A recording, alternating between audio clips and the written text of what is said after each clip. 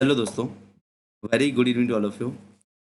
आई think मैं class record कर रहा था, ऑटोमेटिक बंद हो गई थी और मुझे जहाँ तक याद है लास्ट यहाँ कुछ हो चुका था हम लोग का। हम लोग यहाँ तक कुछ साइट्स देख रहे थे। हम लोग क्या प्रमुख स्थल देख रहे थे। मेन टॉपिक क्या था? सिंधु घाटी, सिंधु सभ्यता। सिंधु घाटी सभ्यता की शुरुआत हुई थी हमारी। सिंधु घाटी सभ्यता को हम लोग शुरुआत किया था और शुरू में ही बंद हो गया था। शुरू में इसको बंद हो गया था, ठीक है ना। बट कोई दिक्कत नहीं, हम लोग कंटिन्यू करते हैं। हालांकि मैंने उतनी वीडियो अपलोड कर दिए पार्ट 2 नाम से, उसको देख लेना। ये आपकी पार्ट 3 हो जाएगी वाली हो, क्रम से ही नंबर रहेंगे सबके, ठीक है। जहाँ पे सिंधु घाटी सभ्यता की हम लोग बात कर रहे थे, इतना सब हो चुका था। चलो शुरुआत से देख ले रहे, छोटा सा है। हमने देखा था कि विश्व की जो अन्य सभ्यताएं थी समकालीन, उसके साथ साथ सिंधु घाटी सभ्यता भी देखने को मिलती है नगरीय सभ्यताओं में। क्या? नगरीय सभ्यताओं में। अब समकालीन कौन कौन सी सभ्यताएं थी, यदि आपने ध्यान दिया होगा। समकालीन सभ्यताएं कौन कौन सी थी आपकी? समकालीन सभ्यता आप मिस्र की देखते हो, मेसोपोटामिया की देखते हो, आप चीन की देखते हो। क्या? मिस्र की देखते हो, मेसोपोटामिया की देखते हो और साथ में आप चीन की सभ्यता भी देखते हो। क्या? मिस्र की देखते हो, मेसोपोटामिया देखते हो और चीन की सभ्यता आप साथ में देखते हो, ठीक है ना। ठीक है ना। आपको समय की बात किया जाए तो समय जो बताया गया था 2500 ईसा पूर्व से 1750 ईसा पूर्व बताया गया था। 2500 ईसा पूर्व से 1750 ईसा पूर्व बताया गया था। वहीं परिपक्व क्षण की बात जब करते हैं हम लोग, किसका परिपक्व क्षण कौन सा था? 2600 से लेकर 1900 ईसा पूर्व की बात करते हैं, ठीक है ना। यहाँ की विशेषताएं हम देख रहे थे कि शहरी नियोजन देखने को मिलता है, जो कि ग्रिड पैटर्न में होता है। जल निकासी व्यवस्था देखने को मिलती है, ढकी हुई नालियाँ देखने को मिलती हैं, मैनहोल देखने को मिलता है। आवास में हमें पकी हुई ईंटों के मकान देखने को मिलते हैं, 1 से 2 मंजिल मकान देखने को मिलते हैं। आंगन, कुआं, स्नानागार देखने को मिलते हैं। जैसे मोहनजोदड़ो में एक स्नानागार मिलता है, ठीक है ना। आर्थिक गतिविधियों में कृषि, पशुपालन, शिल्प देखने को मिलता है। कृषि में गेहूँ, जौ, चावल। चावल के साक्ष्य लोथल से मिलते हैं। पहला क्वेश्चन था, चावल के साक्ष्य लोथल से ही मिलते हैं, ठीक है ना, याद रखना। पशुपालन, गाय, भैंस, ऊँट, भेड़ मिलता है। शिल्प, कांस्य उपकरण, मिट्टी के बर्तन बन के मिलते हैं। लिपि, चित्रलिपि के संकेत मिलते हैं। 400 प्लस संकेत मिलते हैं, अभी तक पढ़ी नहीं गई है। पिक्टोग्राफिक, इसको हम लोग पिक्टोग्राफिक लिपि बोलते हैं। भाव चित्रात्मक भी बोलते हैं कि आपके भाव भंगिमा को दर्शाया गया है, ठीक है ना। उदाहरण के लिए मोहरों पर लिपि। उदाहरण के लिए क्या? मोहरों पर लिपि। अच्छा, मैंने एक स्थान बताया था जहाँ पे स्टेडियम का नाम बताया था सिंधु घाटी सभ्यता में। क्या? एक स्थान बताया था मैंने आपको, एक स्थान बताया था। कौन सा स्थान बताया था? जिसको मैंने बताया था बहुत बड़ा लेख मिला है। आ गया, मैंने बताया बहुत बड़ा लेख मिला है आपके लिए सिंधु घाटी सभ्यता का। बहुत बड़ा लेख मोहरों पर। अधिकांशतः सिंधु घाटी सभ्यता की लिपि जो मिलती है आपकी मोहरों पर मिलती है, लेकिन उस स्थान पर एक बहुत बड़े लेख पर सिंधु घाटी सभ्यता की लिपि मिलती है। कौन सा स्थान जल्दी होता है, इसमें लिखा आएगा, अभी देखना, ठीक है ना। यदि आपको याद है कमेंट करो जल्दी। मोहनजोदड़ो से माता देवी की मूर्तियां मिलती हैं, ठीक है ना। प्रमुख स्थल यहाँ पे देखने को मिलते हैं। हड़प्पा स्थल, खोज किसने की थी? दयाराम साहनी महोदय ने की थी। विशेषता क्या है? अनाज के भंडार और मजदूर बस्ती यहाँ पे देखने को मिलती है। आप ये बात ध्यान देना, हड़प्पा सिर्फ इतना ही नहीं है। अभी हड़प्पा के बारे में आप बहुत ज़्यादा पढ़ोगे आगे, आपको बहुत एक ही टॉपिक को आपको 4-4 5 5 पढ़ाया जा रहा है, जिससे आपको वो चीज़ याद हो जाए, जो भी इंपॉर्टेंट चीज़ आपको याद हो जाए। हड़प्पा की खोज दयाराम साहनी ने 1921 में की थी। विशेषता क्या है यहाँ पे कि अनाज के भंडार और मजदूर बस्तियाँ देखने को मिलती हैं। मोहनजोदड़ो से आपको सिंध पाकिस्तान में पाया जाता है, सिंधु नदी के किनारे पे। हड़प्पा आपका रावी नदी के किनारे पे है। हड़प्पा आपका रावी नदी पे, मोहनजोदड़ो आपको सिंधु नदी के किनारे पे है, ठीक है ना। खोज राखालदास बनर्जी ने की थी, 1922 में की थी। राखालदास बनर्जी ने 1922 में की थी। विशेषताओं की बात करें तो बड़ा स्नानागार देखने को मिलता है और कांस्य मूर्ति देखने को मिलती है। याद रखना, आपसे पूछा जाता है कि बड़ा स्नानागार जो आपका सिंधु घाटी सभ्यता का स्नानागार है, किस जगह पे देखने को मिलता है? तो मोहनजोदड़ो का स्नानागार फेमस है, इसलिए मोहनजोदड़ो आंसर होता है, ठीक है ना। कांस्य मूर्ति आपको याद रखना है। कांस्य मूर्ति आपको याद रखना है, मोहनजोदड़ो से मिलती है। यदि दाढ़ी वाले पुजारी की प्रतिमा पूछी है, दाढ़ी वाले पुजारी की प्रतिमा पूछे तो हड़प्पा से याद रखना आपको, ठीक है ना। अनाज भंडार मुख्यतः पूछे तो आपको हड़प्पा से याद रखना है। मजदूर बस्ती की बात की है तो हड़प्पा से याद रखना है आपको, ठीक है ना। लोथल आपको गुजरात में पाया जाता है। लोथल आपका गुजरात में है, जिसकी खोज एस आर राव ने की थी। एस आर राव ने की थी। पूछा गया आपसे बार बार, 1957 में की गई थी। कहीं कहीं पे आपको 1954 लिखा मिलता है, कहीं कहीं पे आपको 1954 लिखा मिलेगा, ध्यान रखना। विशेषता क्या है? बंदरगाह, चावल के अवशेष और गोदी। बंदरगाह, चावल के अवशेष और गोदी, मतलब कि तालाब यहाँ पे मिलता है, कृत्रिम तालाब। जब बात की जाए तो आपको ध्यान रखना, लोथल में आपको कृत्रिम तालाब मिलता है, जल संरक्षण का प्रभाव मिलता है। ऐसी धौलावीरा में भी जल संरक्षण का योजना मिलती है आपको, जल संरक्षण की योजना मिलती है। खोज किसने की थी? जेपी जोशी ने। खोज किसने की थी? जेपी जोशी महोदय ने खोज की थी, याद रखना। धौलीवीरा की खोज किसने की थी? जेपी जोशी ने की थी। 1967 से 1968 में की थी, ठीक ना। 1967-68 में की थी। कालीबंगा बीबी लाल महोदय ने खोज की थी। बार बार पूछा गया कालीबंगा, बीबी लाल महोदय ने खोज की थी कालीबंगा की। कब की थी? 1961 में की थी, 1961 में की थी। यहाँ से अग्नि वेदियों को साक्ष्य मिलते हैं। अग्नि वेदी याद रखना, कालीबंगा से ही अग्नि वेदी अर्थात हवन कुंडों के साक्ष्य मिलते हैं, है ना। और हल्के निशान यहाँ पे मिलते हैं, हल्के निशान। अब आप याद कैसे रखोगे? देखो, अग्नि कालीबंगा से आप याद एक तो चूड़ियों का नगर कहते हैं इसको, कालीबंगा को, है कि नहीं। आप याद कैसे रखोगे? आपको पता होगा कालीबंगा से मैंने क्या बोला आपको? कालीबंगा से क्या मिल रहा है बेटा आपको? कालीबंगा से आपको क्या मिल रहा है? हल्के निशान मिल रहा है। हल्के निशान मिल रहे हैं। तो आपको पता है ऋग्वैदिक काल में बलि के रूप में, कृषि उपज के लिए बलि के रूप में अनाज को दिया जाता था, है कि नहीं। तो मान लो कि भाई हल्के निशान मतलब खेती हो रही है यहाँ पे, खेती अनाज की पूजा करने के लिए अग्निकुंड बनाया जा रहा है, बस याद रख लो। तो आपको याद रहेगा कि हल्के निशान कालीबंगा से मिल रहे हैं और अग्नि वेदियां यहाँ से मिल रही हैं। रोपड़ की खोज यज्ञदत्त शर्मा, यज्ञदत्त शर्मा ने की थी। 1953 में की थी। कब की थी? 1953 में की थी। यहाँ पे विशेष क्या है? कुत्ते के साथ दफन। यहाँ पे मानव के साथ कुत्तों को दफनाया गया था। आपको नवपाषाण काल याद होगा। नवपाषाण काल में आपने बुरझोम पढ़ा था। नवपाषाण काल में आपने बुरझोम पढ़ा था। बुरझोम में क्या देखा था? बुरझोम में हमने देखा था कि मानव के साथ कुत्ते दफनाए जा रहे थे, मानव के साथ कुत्ते दफनाए जा रहे थे। ऐसी सिंधु घाटी सभ्यता में रोपड़ में मानव के साथ कुत्ते दफनाए गए। फिर से बोल रहा हूँ कि आप क्या करना, जो प्रमुख विशेषताएं आपको देखनी है वो याद कर लेना। और किसी साइट के, सिंधु घाटी सभ्यता 3-6 महत्वपूर्ण है। किसी साइट की प्रमुख विशेषता, साथ ही साथ किसने खोज की और कब खोज की। फिर से देख लो एक बारी, हालांकि फिर से रिपीट होगा। हड़प्पा दयाराम साहनी 1921, मोहनजोदड़ो 1922 राखालदास बनर्जी, लोथल आपका एसआर राव, धौलीवीरा 1967 में जेपी जोशी, कालीबंगा बीबीलाल, रोपण यज्ञदत्त शर्मा। वितरण की बात करें तो लगभग 12 लाख वर्ग किलोमीटर में आपका क्षेत्रफल है पूरा। क्या आपकी सिंधु घाटी सभ्यता की बात करें वितरण की, तो 12 लाख किलोमीटर वर्ग किलोमीटर आपका क्षेत्रफल है।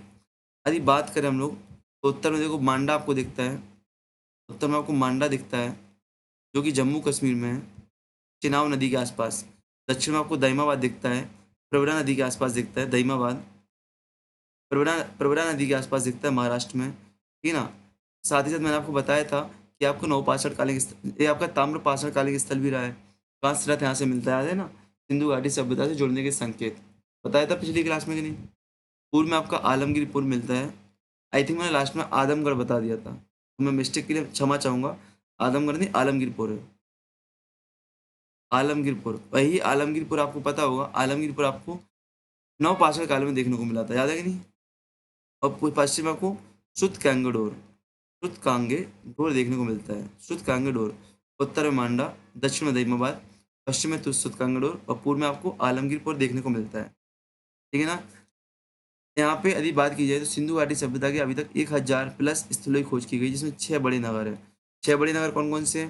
वही जो 6 नगर आपको उम्र में बता चुका हूँ। कौन सा? हड़प्पा। बताओ किसने खोज की, किसने की? बताओ जल्दी। मोहनजोदड़ो, राखालदास बनर्जी। फिर आपका हमने क्या पढ़ा? हड़प्पा, मोहनजोदड़ो, फिर हमें क्या देखा? कालीबंगा, फिर रोपड़, फिर राखीगढ़ी। अभी राखीगढ़ी के बारे में पढ़ा नहीं, ठीक है ना। तो ऐसे हमने प्रमुख प्रमुख शहर देखे, हमने प्रमुख प्रमुख शहर देखे, प्रमुख प्रमुख शहर देखे, ठीक है ना। जो 6 शहर मुख्य हैं, मुख्य 6 शहर हैं, बकाया 1000 प्लस स्थलों की खोज की जा चुकी है। अर्थव्यवस्था की बात करें थी तो कृषि आधारित अर्थव्यवस्था थी, जिसमें सिंचाई लोथल में साक्ष्य मिलते हैं, हल रेखा के कालीबंगा में साक्ष्य मिलते हैं। व्यापार आधारित, यदि पूछा है सिंधु घाटी सभ्यता की अर्थव्यवस्था कैसी थी, सिंधु घाटी अर्थव्यवस्था की सभ्यता व्यापार प्रधान थी, हालांकि कृषि साथ साथ में होती थी। व्यापार यहाँ पे आंतरिक व्यापार होता था, अर्थात स्थानीय बस्तियों के साथ व्यापार होता था। वहीं बाहरी व्यापार अर्थात जो विश्व की आपकी अन्य सभ्यताएं हैं, उनसे व्यापार होता है, अंतर्राष्ट्रीय व्यापार।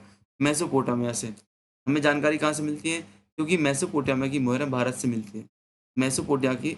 पोटामिया की मोहरें भारत से मिलती हैं और भारत सिंधु घाटी सभ्यता की मोहरें कहाँ पे?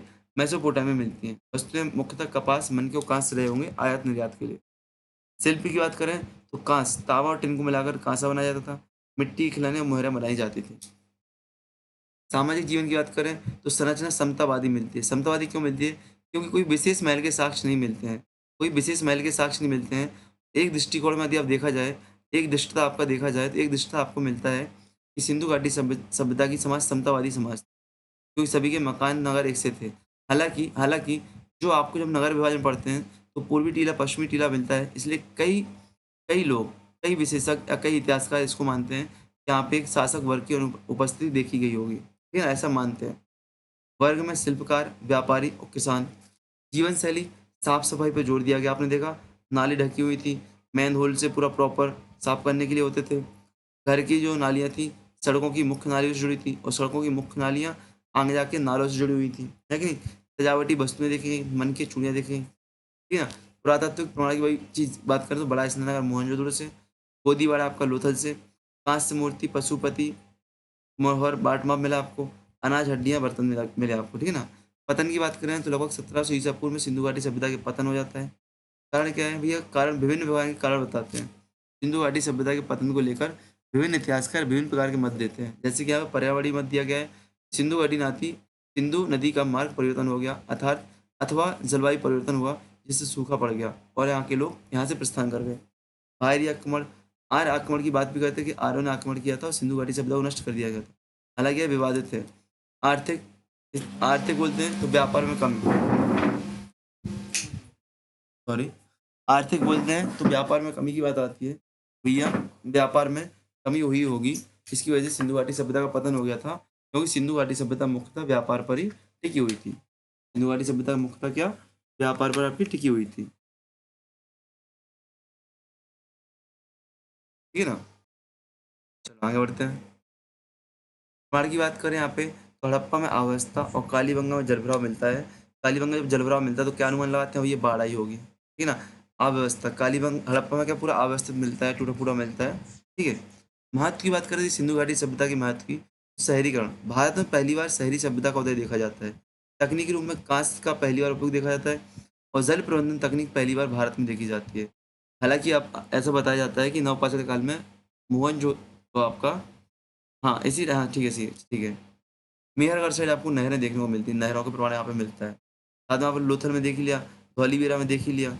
लोथल और धौलीवीरा में आपने क्या देख लिया? जल प्रबंधन देख लिया। सांस्कृतिक आधार की बात करें तो वैदिक काल से पहले नींव पड़ी, वैदिक काल से पहले इसकी नींव पड़ी। वैश्विक संबंध देखें तो मेसोपोटामिया से इसके संपर्क देखने को मिलते हैं। ठीक है ना? आदि दोनों में अंतर देखो आप तो ताम्रपाषाण काल या नवपाषाण काल, हड़प्पा में अंतर क्या थे? ग्रामीण छोटे गाँव थे, यहाँ पे हड़प्पा में शहरी नियोजित गाँव शहर थे। पत्थर और तांबा यूज होता था, यहाँ पे कांसा और तांबा अनुपस्थित थी। आपकी नवपाषाण काल और ताम्रपाषाण काल में लिपि अनुपस्थित थी। हड़प्पा में चित्रात्मक लिपि आपको मिलती है। यहाँ पे स्थानीय वस्तुओं का विनिमय होता था। यहाँ पे बाहरी व्यापार आपको देख रहा है। सिंधु घाटी सभ्यता की उत्पत्ति, अरे सिंधु घाटी सभ्यता की उत्पत्ति यहाँ पे इसलिए बताई गई है क्योंकि एक तो आपको इस समय के हिसाब से देखते हैं प्रारंभिक चरण, परिपक्व चरण और आपका पूर्व चरण। ठीक है ना?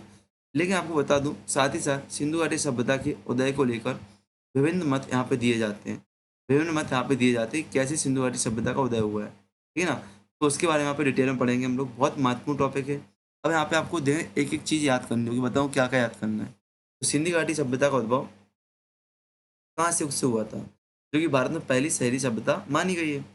समय की बात करें तो प्रारंभिक चरण, जी याद रखना है, प्रारंभिक चरण कौन सा है, परिपक्व चरण कौन सा है और अंतिम चरण कौन सा है, उत्तराधिक चरण कौन सा है। तो प्रारंभिक चरण की यदि बात करें 3300 से 2600 ईसा पूर्व माना जाता है। परिपक्व चरण आपका 2600 से 2500 1900 माना जाता है और अंतिम चरण आपका 1900 से 1750 से 1500 ईस्वी तक माना जाता है। यदि सिंधु घाटी सभ्यता के मुख्यतः कार्बन डेटिंग के आधार पर यदि टाइम पूछा जाएगा 2500 से लेकर 1750 ईसा पूर्व, 2500 ईसा पूर्व से लेकर 1750 ईसा पूर्व आपको याद रखना कार्बन डेटिंग के अनुसार पर। बट आप प्रारंभिक चरण याद रखना अर्ली हड़प्पन या पूर्व हड़प्पन और मैच्योर हड़प्पन। ठीक है ना? क्षेत्र की बात करें सिंधु उसकी सहायक नदियों के क्षेत्र में आपको देखने को मिलता है। हालांकि अब और अन्य क्षेत्रों में भी सिंधु घाटी सभ्यता देखने को मिलती है। ताम्रपाषाण संस्कृति का क्रमिक विकास हुआ है। उत्पत्ति कैसे कि भैया ताम्रपाषाण की जो संस्कृति थी उनसे क्रमिक विकास हुआ है। आपको अभी मैंने बताया दईमाबाद में आपको एक, दईमाबाद क्या थी आपकी? पहले ताम्रपाषाणकालीन क्या थी? ताम्रपाषाणकालीन एक शहर था जहाँ पे कांस्य रथ देखने को मिलता था। कांसे की ओर हम लोग बढ़ रहे हैं, आगे बढ़ रहे हैं, कांसे की ओर बढ़ रहे हैं। ठीक है ना? और अंत बाद में जाके सिंधु घाटी सभ्यता की दक्षिणी सीमा दैमाबाद के द्वारा बनाई जाती है। ठीक है, तो ताम्रपाषाण संस्कृति से क्रमक विकास तक धीमे धीमे विकास हुआ, धीमे धीमे विकास हुआ और हम धीमे धीमे पहुंचे, कहाँ पहुंचे, आपके इस युग तक पहुंचे, सिंधु घाटी सभ्यता तक पहुंचे हम लोग। ठीक है, आगे बढ़ते हैं। प्रारंभिक हड़प्पा चरण। प्रारंभिक हड़प्पा चरण की बात की जाए उस समय बताया गया यहाँ पे 3300 से 2600 ईसा पूर्व। विशेषता यहाँ पे क्या थी, याद रखना विशेषता, ग्रामीण से अर्ध शहरी, अभी पूर्ण शहरी नहीं आया, अर्ध शहरी जीवन की ओर परिवर्तन, ग्रामीण से अर्ध शहरी जीवन की ओर परिवर्तन। उदाहरण के लिए मेहरगढ़ में आपके 7 चरण देखते हैं, आपको मेहरगढ़ में आपको विकास के 7 चरण देखते हैं, मेहरगढ़ में आपको क्या, विकास के 7 स्टेज देखने को मिलती है, 7 चरण। कोट दीजी, आमरी, दैमाबाद इत्यादि। लक्षण देखा जाए आपको तो तांबे के और पत्थर के औजार देखने को मिलते हैं आपको, ठीक है ना, मिट्टी के बर्तन आपको यहाँ पे देखने को मिलेंगे, ठीक है ना, और प्रारंभिक नियोजन, सड़कें और घर, प्रारंभिक नियोजन या आरंभिक स्तर पर आपको नियोजन देखने को मिलेगा, आरंभिक स्तर पर आपको नियोजन देखने को मिलेगा। ठीक है,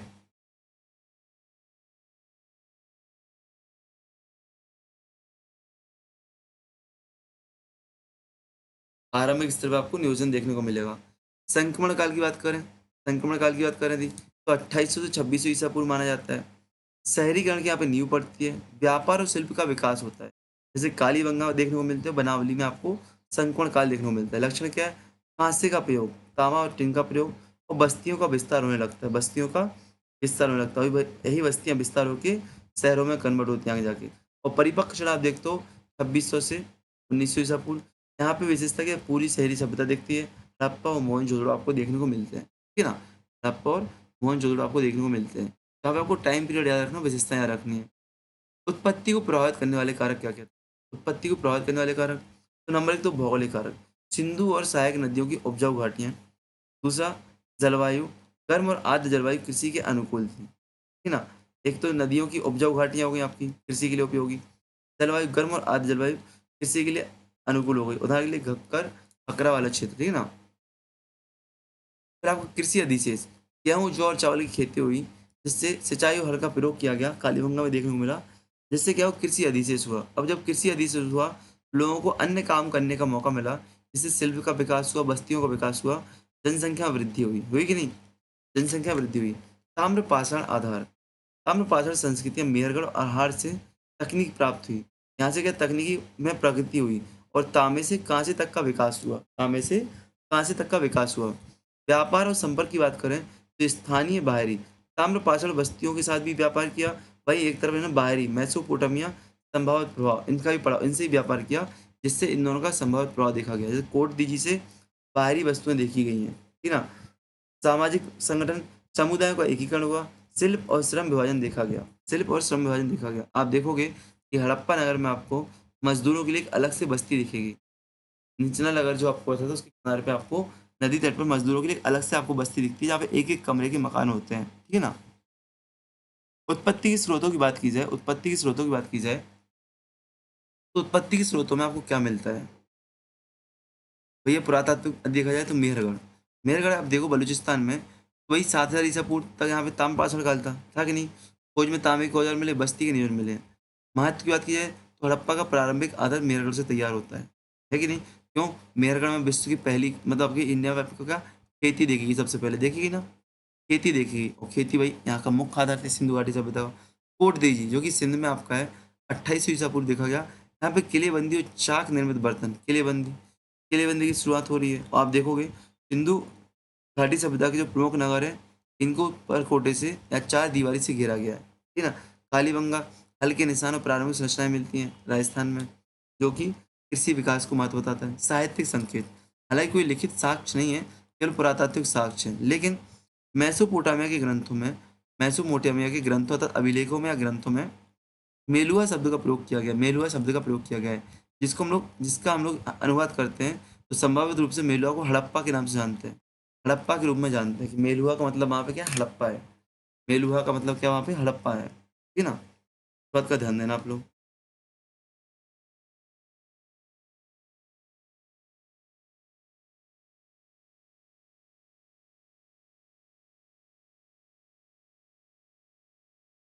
आप लोग की सब्सक्रिप्शन नहीं दिख रहा है बेटा, ठीक है ना। आगे बढ़ते हम लोग।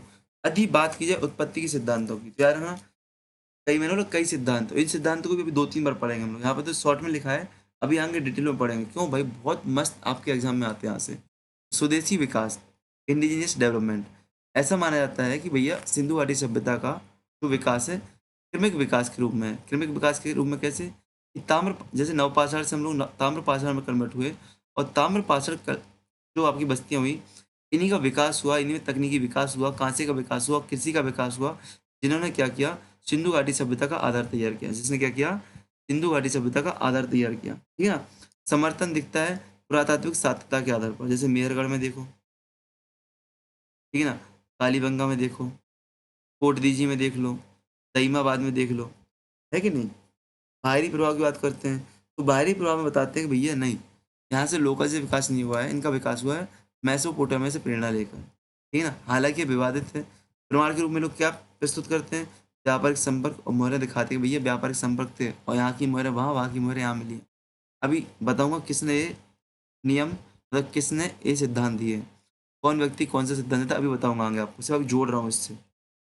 संयुक्त सिद्धांत की बात करें तो बोलते हैं कि कुछ लोग स्वदेशी और बाहरी दोनों के संपर्क के आधार पर, भैया स्वदेशी आधार भी रहा है और बाहरी संपर्क भी रहा है, इन दोनों के आधार पर क्या हुआ, सिंधु घाटी सभ्यता का विकास हुआ है। सबसे स्वीकार दृष्टिकोण माना जाता है क्या, सबसे स्वीकार दृष्टिकोण माना जाता है। ठीक है ना।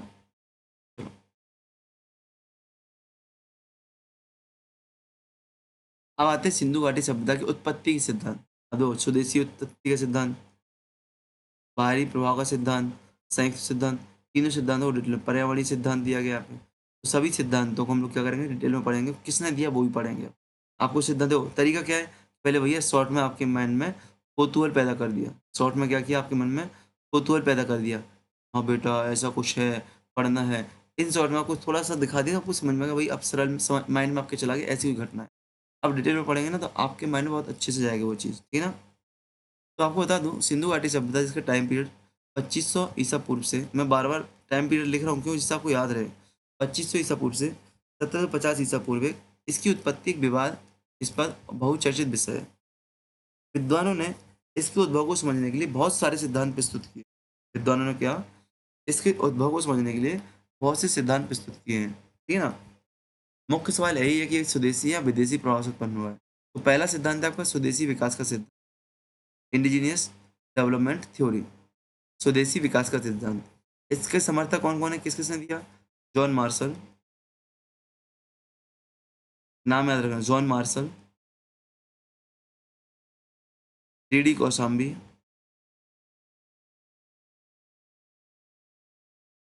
बीबी लाल। पंजाब में रोपड़ की खोज की ना बीबी लाल ने, याद है आपको, बीबी लाल। इन्होंने बताया कि भैया हड़प्पा सभ्यता का उद्भव भारत में ताम्र पाषाण संस्कृतियों से क्रमिक रूप से हुआ है। अब मुझे नहीं लगता मुझे ये बात समझानी पड़ेगी, क्यों, ऊपर मैं आपको समझा चुका हूँ। ठीक है ना। प्रमाण के रूप में उन्होंने बताया, प्रमाण क्या दिए, भैया मेहरगढ़ को देख लो, मेहरगढ़ को देख लो, 7000 ईसा पूर्व में ताम्र पाषाण काल तक यहाँ पे कृषि होती थी, तांबे का उपयोग होता था, बस्तियाँ यहाँ पे देखी गई हैं, वही आगे जाके सिंधु घाटी सभ्यता का विकास का कारण बनी। कोटदी जी का एक एग्जाम्पल दिया इन्होंने, जहाँ प्रारंभिक शहरी नियोजन देखने को मिलता है, चाक से निर्मित बर्तन यहाँ पे देखने को मिलते हैं। ठीक है ना। सातत अर्थात नवपाषाण काल, नव ताम्रपाषाण काल, फिर हड़प्पा देखने को मिल रहा है। इस प्रकार से इन्हें प्रमाण दिए हैं। तर्क क्या दिए कि भैया शहरी नियोजन और कास्ट तकनीक का विकास स्थानीय है, शहरी नियोजन और कास्ट तकनीक का विकास स्थानीय है। ठीक है ना। क्योंकि आप देखोगे जिस तरीके से कांसे का उपयोग यहाँ पे हो रहा है, विश्व स्तर पर उस तरीके का कांसे का उपयोग नहीं देखा जाता है। सिंधु की क्षेत्र की उपजाऊ भूमि और संसाधनों ने स्वतंत्र प्रगति को बढ़ावा दिया। तर्क क्या दिया इन लोगों ने कि भैया शहरी नियोजन और कांस्य तकनीक का विकास क्या स्थानीय है। सिंधु की जो उपजाऊ भूमि थी और संसाधनों में स्वतंत्रता थी, इन लोगों ने क्या, स्वतंत्र प्रगति को बढ़ावा दिया। ठीक है ना। ठीक। महत्व की बात करें तो महत्व क्या भैया, भारतीय मूल पर जोर दे रहे हैं और भारत बाहरी निर्भरता को झंकारते हैं या इनकार करते हैं। भारतीय मूल पर जोर दे रहे हैं, भारतीय मूल की उत्पत्ति पर जोर दे रहे हैं। सिंधु घाटी सभ्यता की उत्पत्ति भारतीय मूल के लोगों से हुए, बाहरी निर्भरता को इनकार करते हैं। ठीक है ना। यदि आलोचना की जाए तो आलोचना इन लोगों ने क्या, बाहरी व्यापारियों के संपर्कों को नज़रअंदाज कर दिया है, जो हमें यहाँ से और वहाँ से क्या मिलती हैं, आपकी मुहरें मिलती हैं, उसको इन लोगों ने नज़रअंदाज कर दिया। भाई उसका भी तो इफेक्ट बताना पड़ेगा कुछ ना कुछ, कि वहाँ से कुछ प्रभाव पड़ा होगा। ठीक है। अब दूसरा आता है बाहरी प्रभाव। तो आपको ऊपर वाले में याद क्या रखना भैया, तर्क याद रखना है, और किसने दिया था, किसने दिया था, जॉन मार्शल, डी कौशाम्बी और बीबी लाल।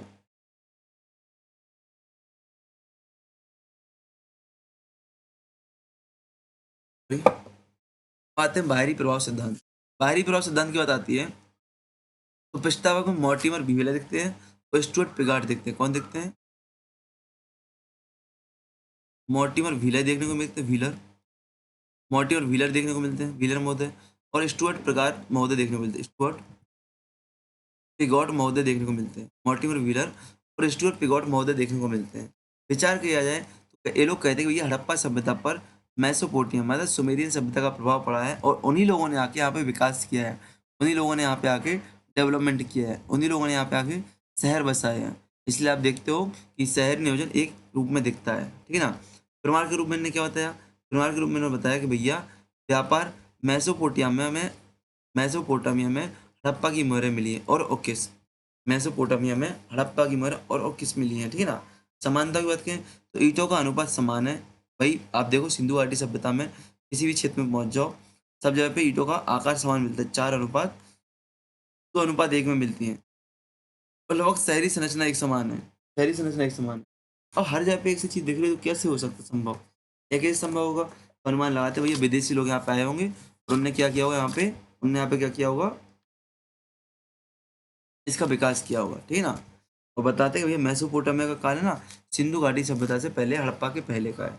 तो वहाँ के लोग यहाँ पे ट्रांसफर होके आए होंगे, यहाँ पे प्रवास करके आए होंगे और इन लोगों ने यहाँ पे बसाया होगा अलग से।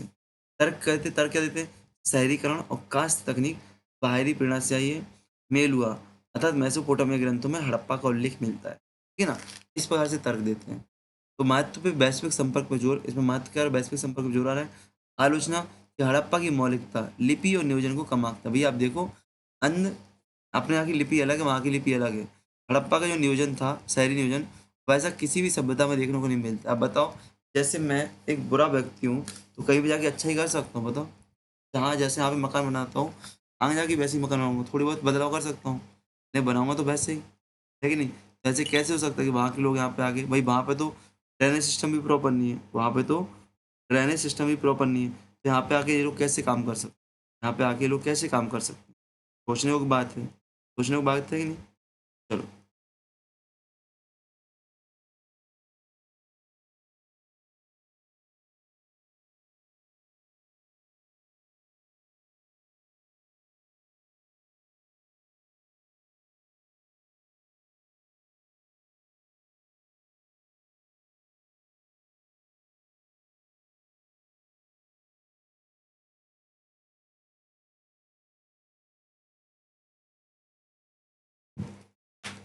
ठीक है। बात आती है संयुक्त सिद्धांत की, संयुक्त सिद्धांत कंपोजिट थ्योरी। तो संयुक्त सिद्धांत की बात जब आती है, आधुनिक पुरातत्वविद वन ग्रेगरी पोसिल्स और J.M. कैनार, ये बहुत महत्वपूर्ण है तो ये बहुत मान्य है सिद्धांत। ग्रेगरी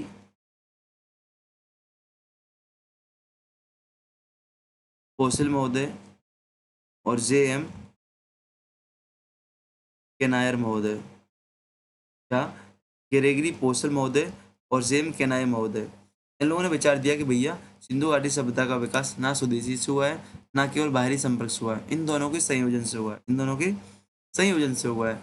स्वदेशी आधार के रूप में बताते हैं कि भैया मेहरगढ़ से हड़प्पा तकनीक सातत्यता देखी जा सकती है कि तांबे से लेके हम लोग कांसे का प्रयोग करते हैं, बर्तन इत्यादि बनाते हैं, ठीक है ना।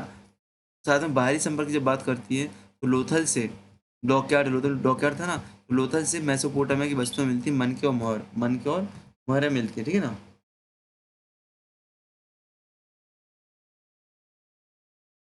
ठीक।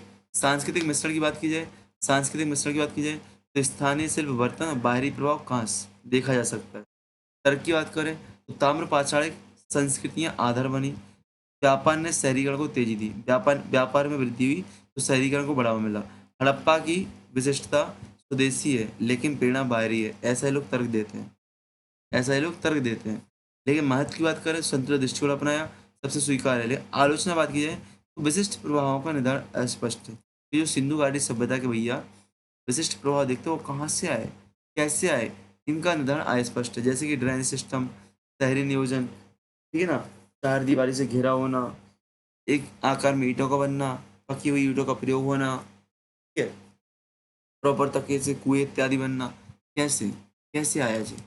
इनका प्रभाव आ रहा है, बट हमारे इम्पोर्टेंट यहाँ पे क्या है, किसने दिया, बस सिद्धांत किसने दिया, ग्रेगरी पोसेल महोदय और जेम केनर महोदय। मुझे पता है आपने यदि इनको पढ़ लिया और मेरी बात सुन ली तो आपसे यदि कोई क्वेश्चन आता है इसी संबंध आप तो बन जाएगा, बट नाम याद रखना, ग्रेगरी पोसेल्स महोदय और जेम केनायर, ठीक है ना। पर्यावरणीय सिद्धांत, तो कुछ इतिहासविद बोलते हैं कि पर्यावरण के विकास के अनुकूल सिंधु घाटी सभ्यता का विकास हुआ है।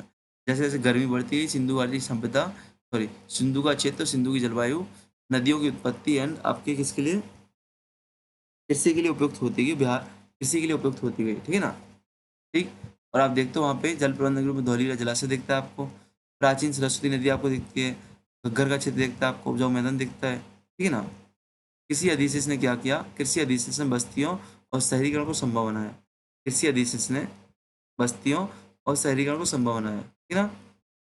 महत्व की बात करें तो भौगोलिक कारकों पर जोर दे रहे लोग। आलोचना, तकनीकी और सामाजिक विकास को कम आंकता है, तकनीकी और सामाजिक विकास को कम आंकता है, ठीक है।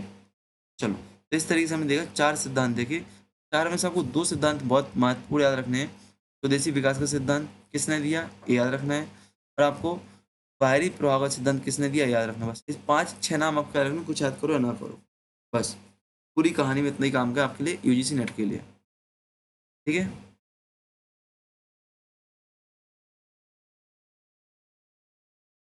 तो यहाँ पे ना पीवाईक्यू कैसे आते हैं, आपके सिद्धांतों की तुलना और प्रमाण पर फोकस करते हैं।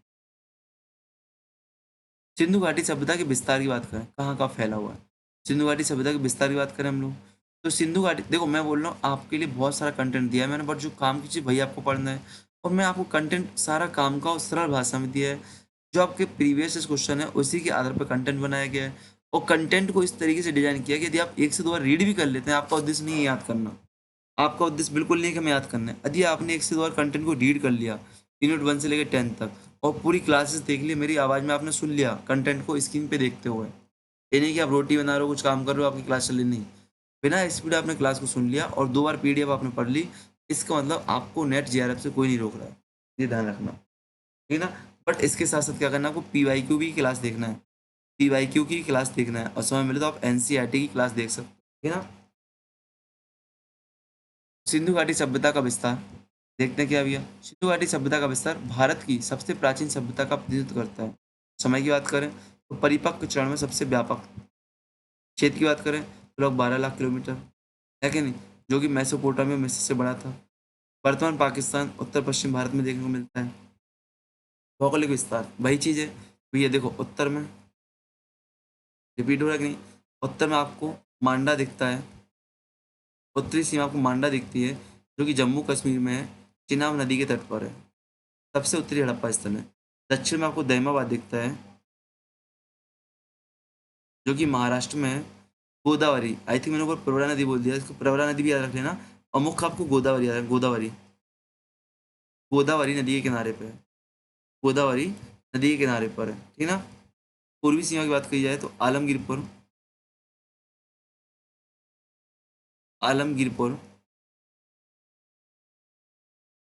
आपका यमुना नदी के किनारे पे, यमुना नदी के किनारे पर है, ठीक है ना। और पश्चिमी सीमा आपकी देखी जाए तो सुत कांगड़ोर आपकी दासमक नदी के किनारे है, बलूचिस्तान तट पर कंगड़ोर, सुत कंगड़ोर मकरान तट पर आपको देखने को मिलता है, मकरान तट पर आपको देखने को मिलता है। तो पूर्वी सीमा, पश्चिमी सीमा, उत्तरी सीमा, दक्षिणी सीमा, प्रॉपर सही से लिखता हूँ, थोड़ा आपको समझ में जब लिख ही रहा हूँ तो है, सही से लिखने ट्राई करूँगा, टेंशन मत, ठीक है ना। सुत कंगड़ोर, यहाँ से आपको समुद्री व्यापार के संकेत देखने को मिलते हैं मकरान तट से, ठीक है ना। और केंद्र में बात करें तो केंद्र में सिंधु नदी, सहायक नदी, सिंधु उसकी सहायक नदी में देखने को मिलता है। प्रमुख शहर शहर हड़प्पा मोहनजोदड़ो। अब देखना पंजाब में, पाकिस्तान में कौन कौन से क्षेत्र विस्तृत हैं, भारत में कौन से, मुख्य मुख्य यहाँ पे नाम लिखे, बहुत महत्वपूर्ण है। इस तरीके से प्रश्न पूछे जाते हैं आपके कि सिंधु घाटी सभ्यता के निम्नलिखित में कौन से शहर भारत में स्थित है, निम्नलिखित में कौन से शहर पंजाब में स्थित है।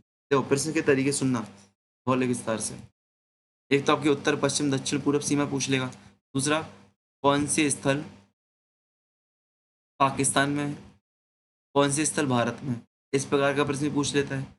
कौन से स्थल पाकिस्तान के किस राज्य में है, कौन से स्थल भारत के किस राज्य में है, ये भी पूछ लेता है, ए भी पूछ लेता है, और नदी भी पूछ लेता है। ध्यान रखना इस तरीके से यहाँ पे दिया गया है, तो आप यदि मैपिंग करेंगे तो आपको समझ में आएगा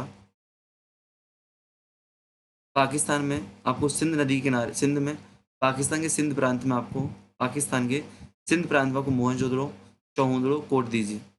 मोहनजोदड़ो, मोहनजोदड़ो,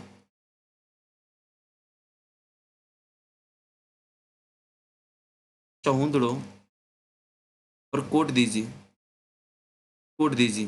यदि पाकिस्तान के पंजाब प्रांत में बात करें हम लोग, तो हड़प्पा और रोपड़, हड़प्पा और रोपड़, हड़प्पा और रोपड़। बलूचिस्तान प्रांत में बात करें, बलूचिस्तान प्रांत में बात करें तो मेहरगढ़ और सुतकंगडोर, मेहरगढ़ और सुतकंगडोर, सुतकंगडोर। आपके पाकिस्तान कुल मिला के 4 तो राज्य ही हैं। अपने यहाँ पे 28-29 राज्य हैं।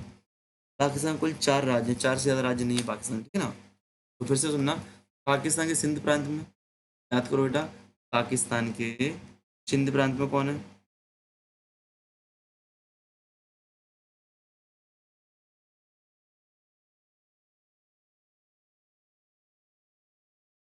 पाकिस्तान के सिंध प्रांत में कौन है?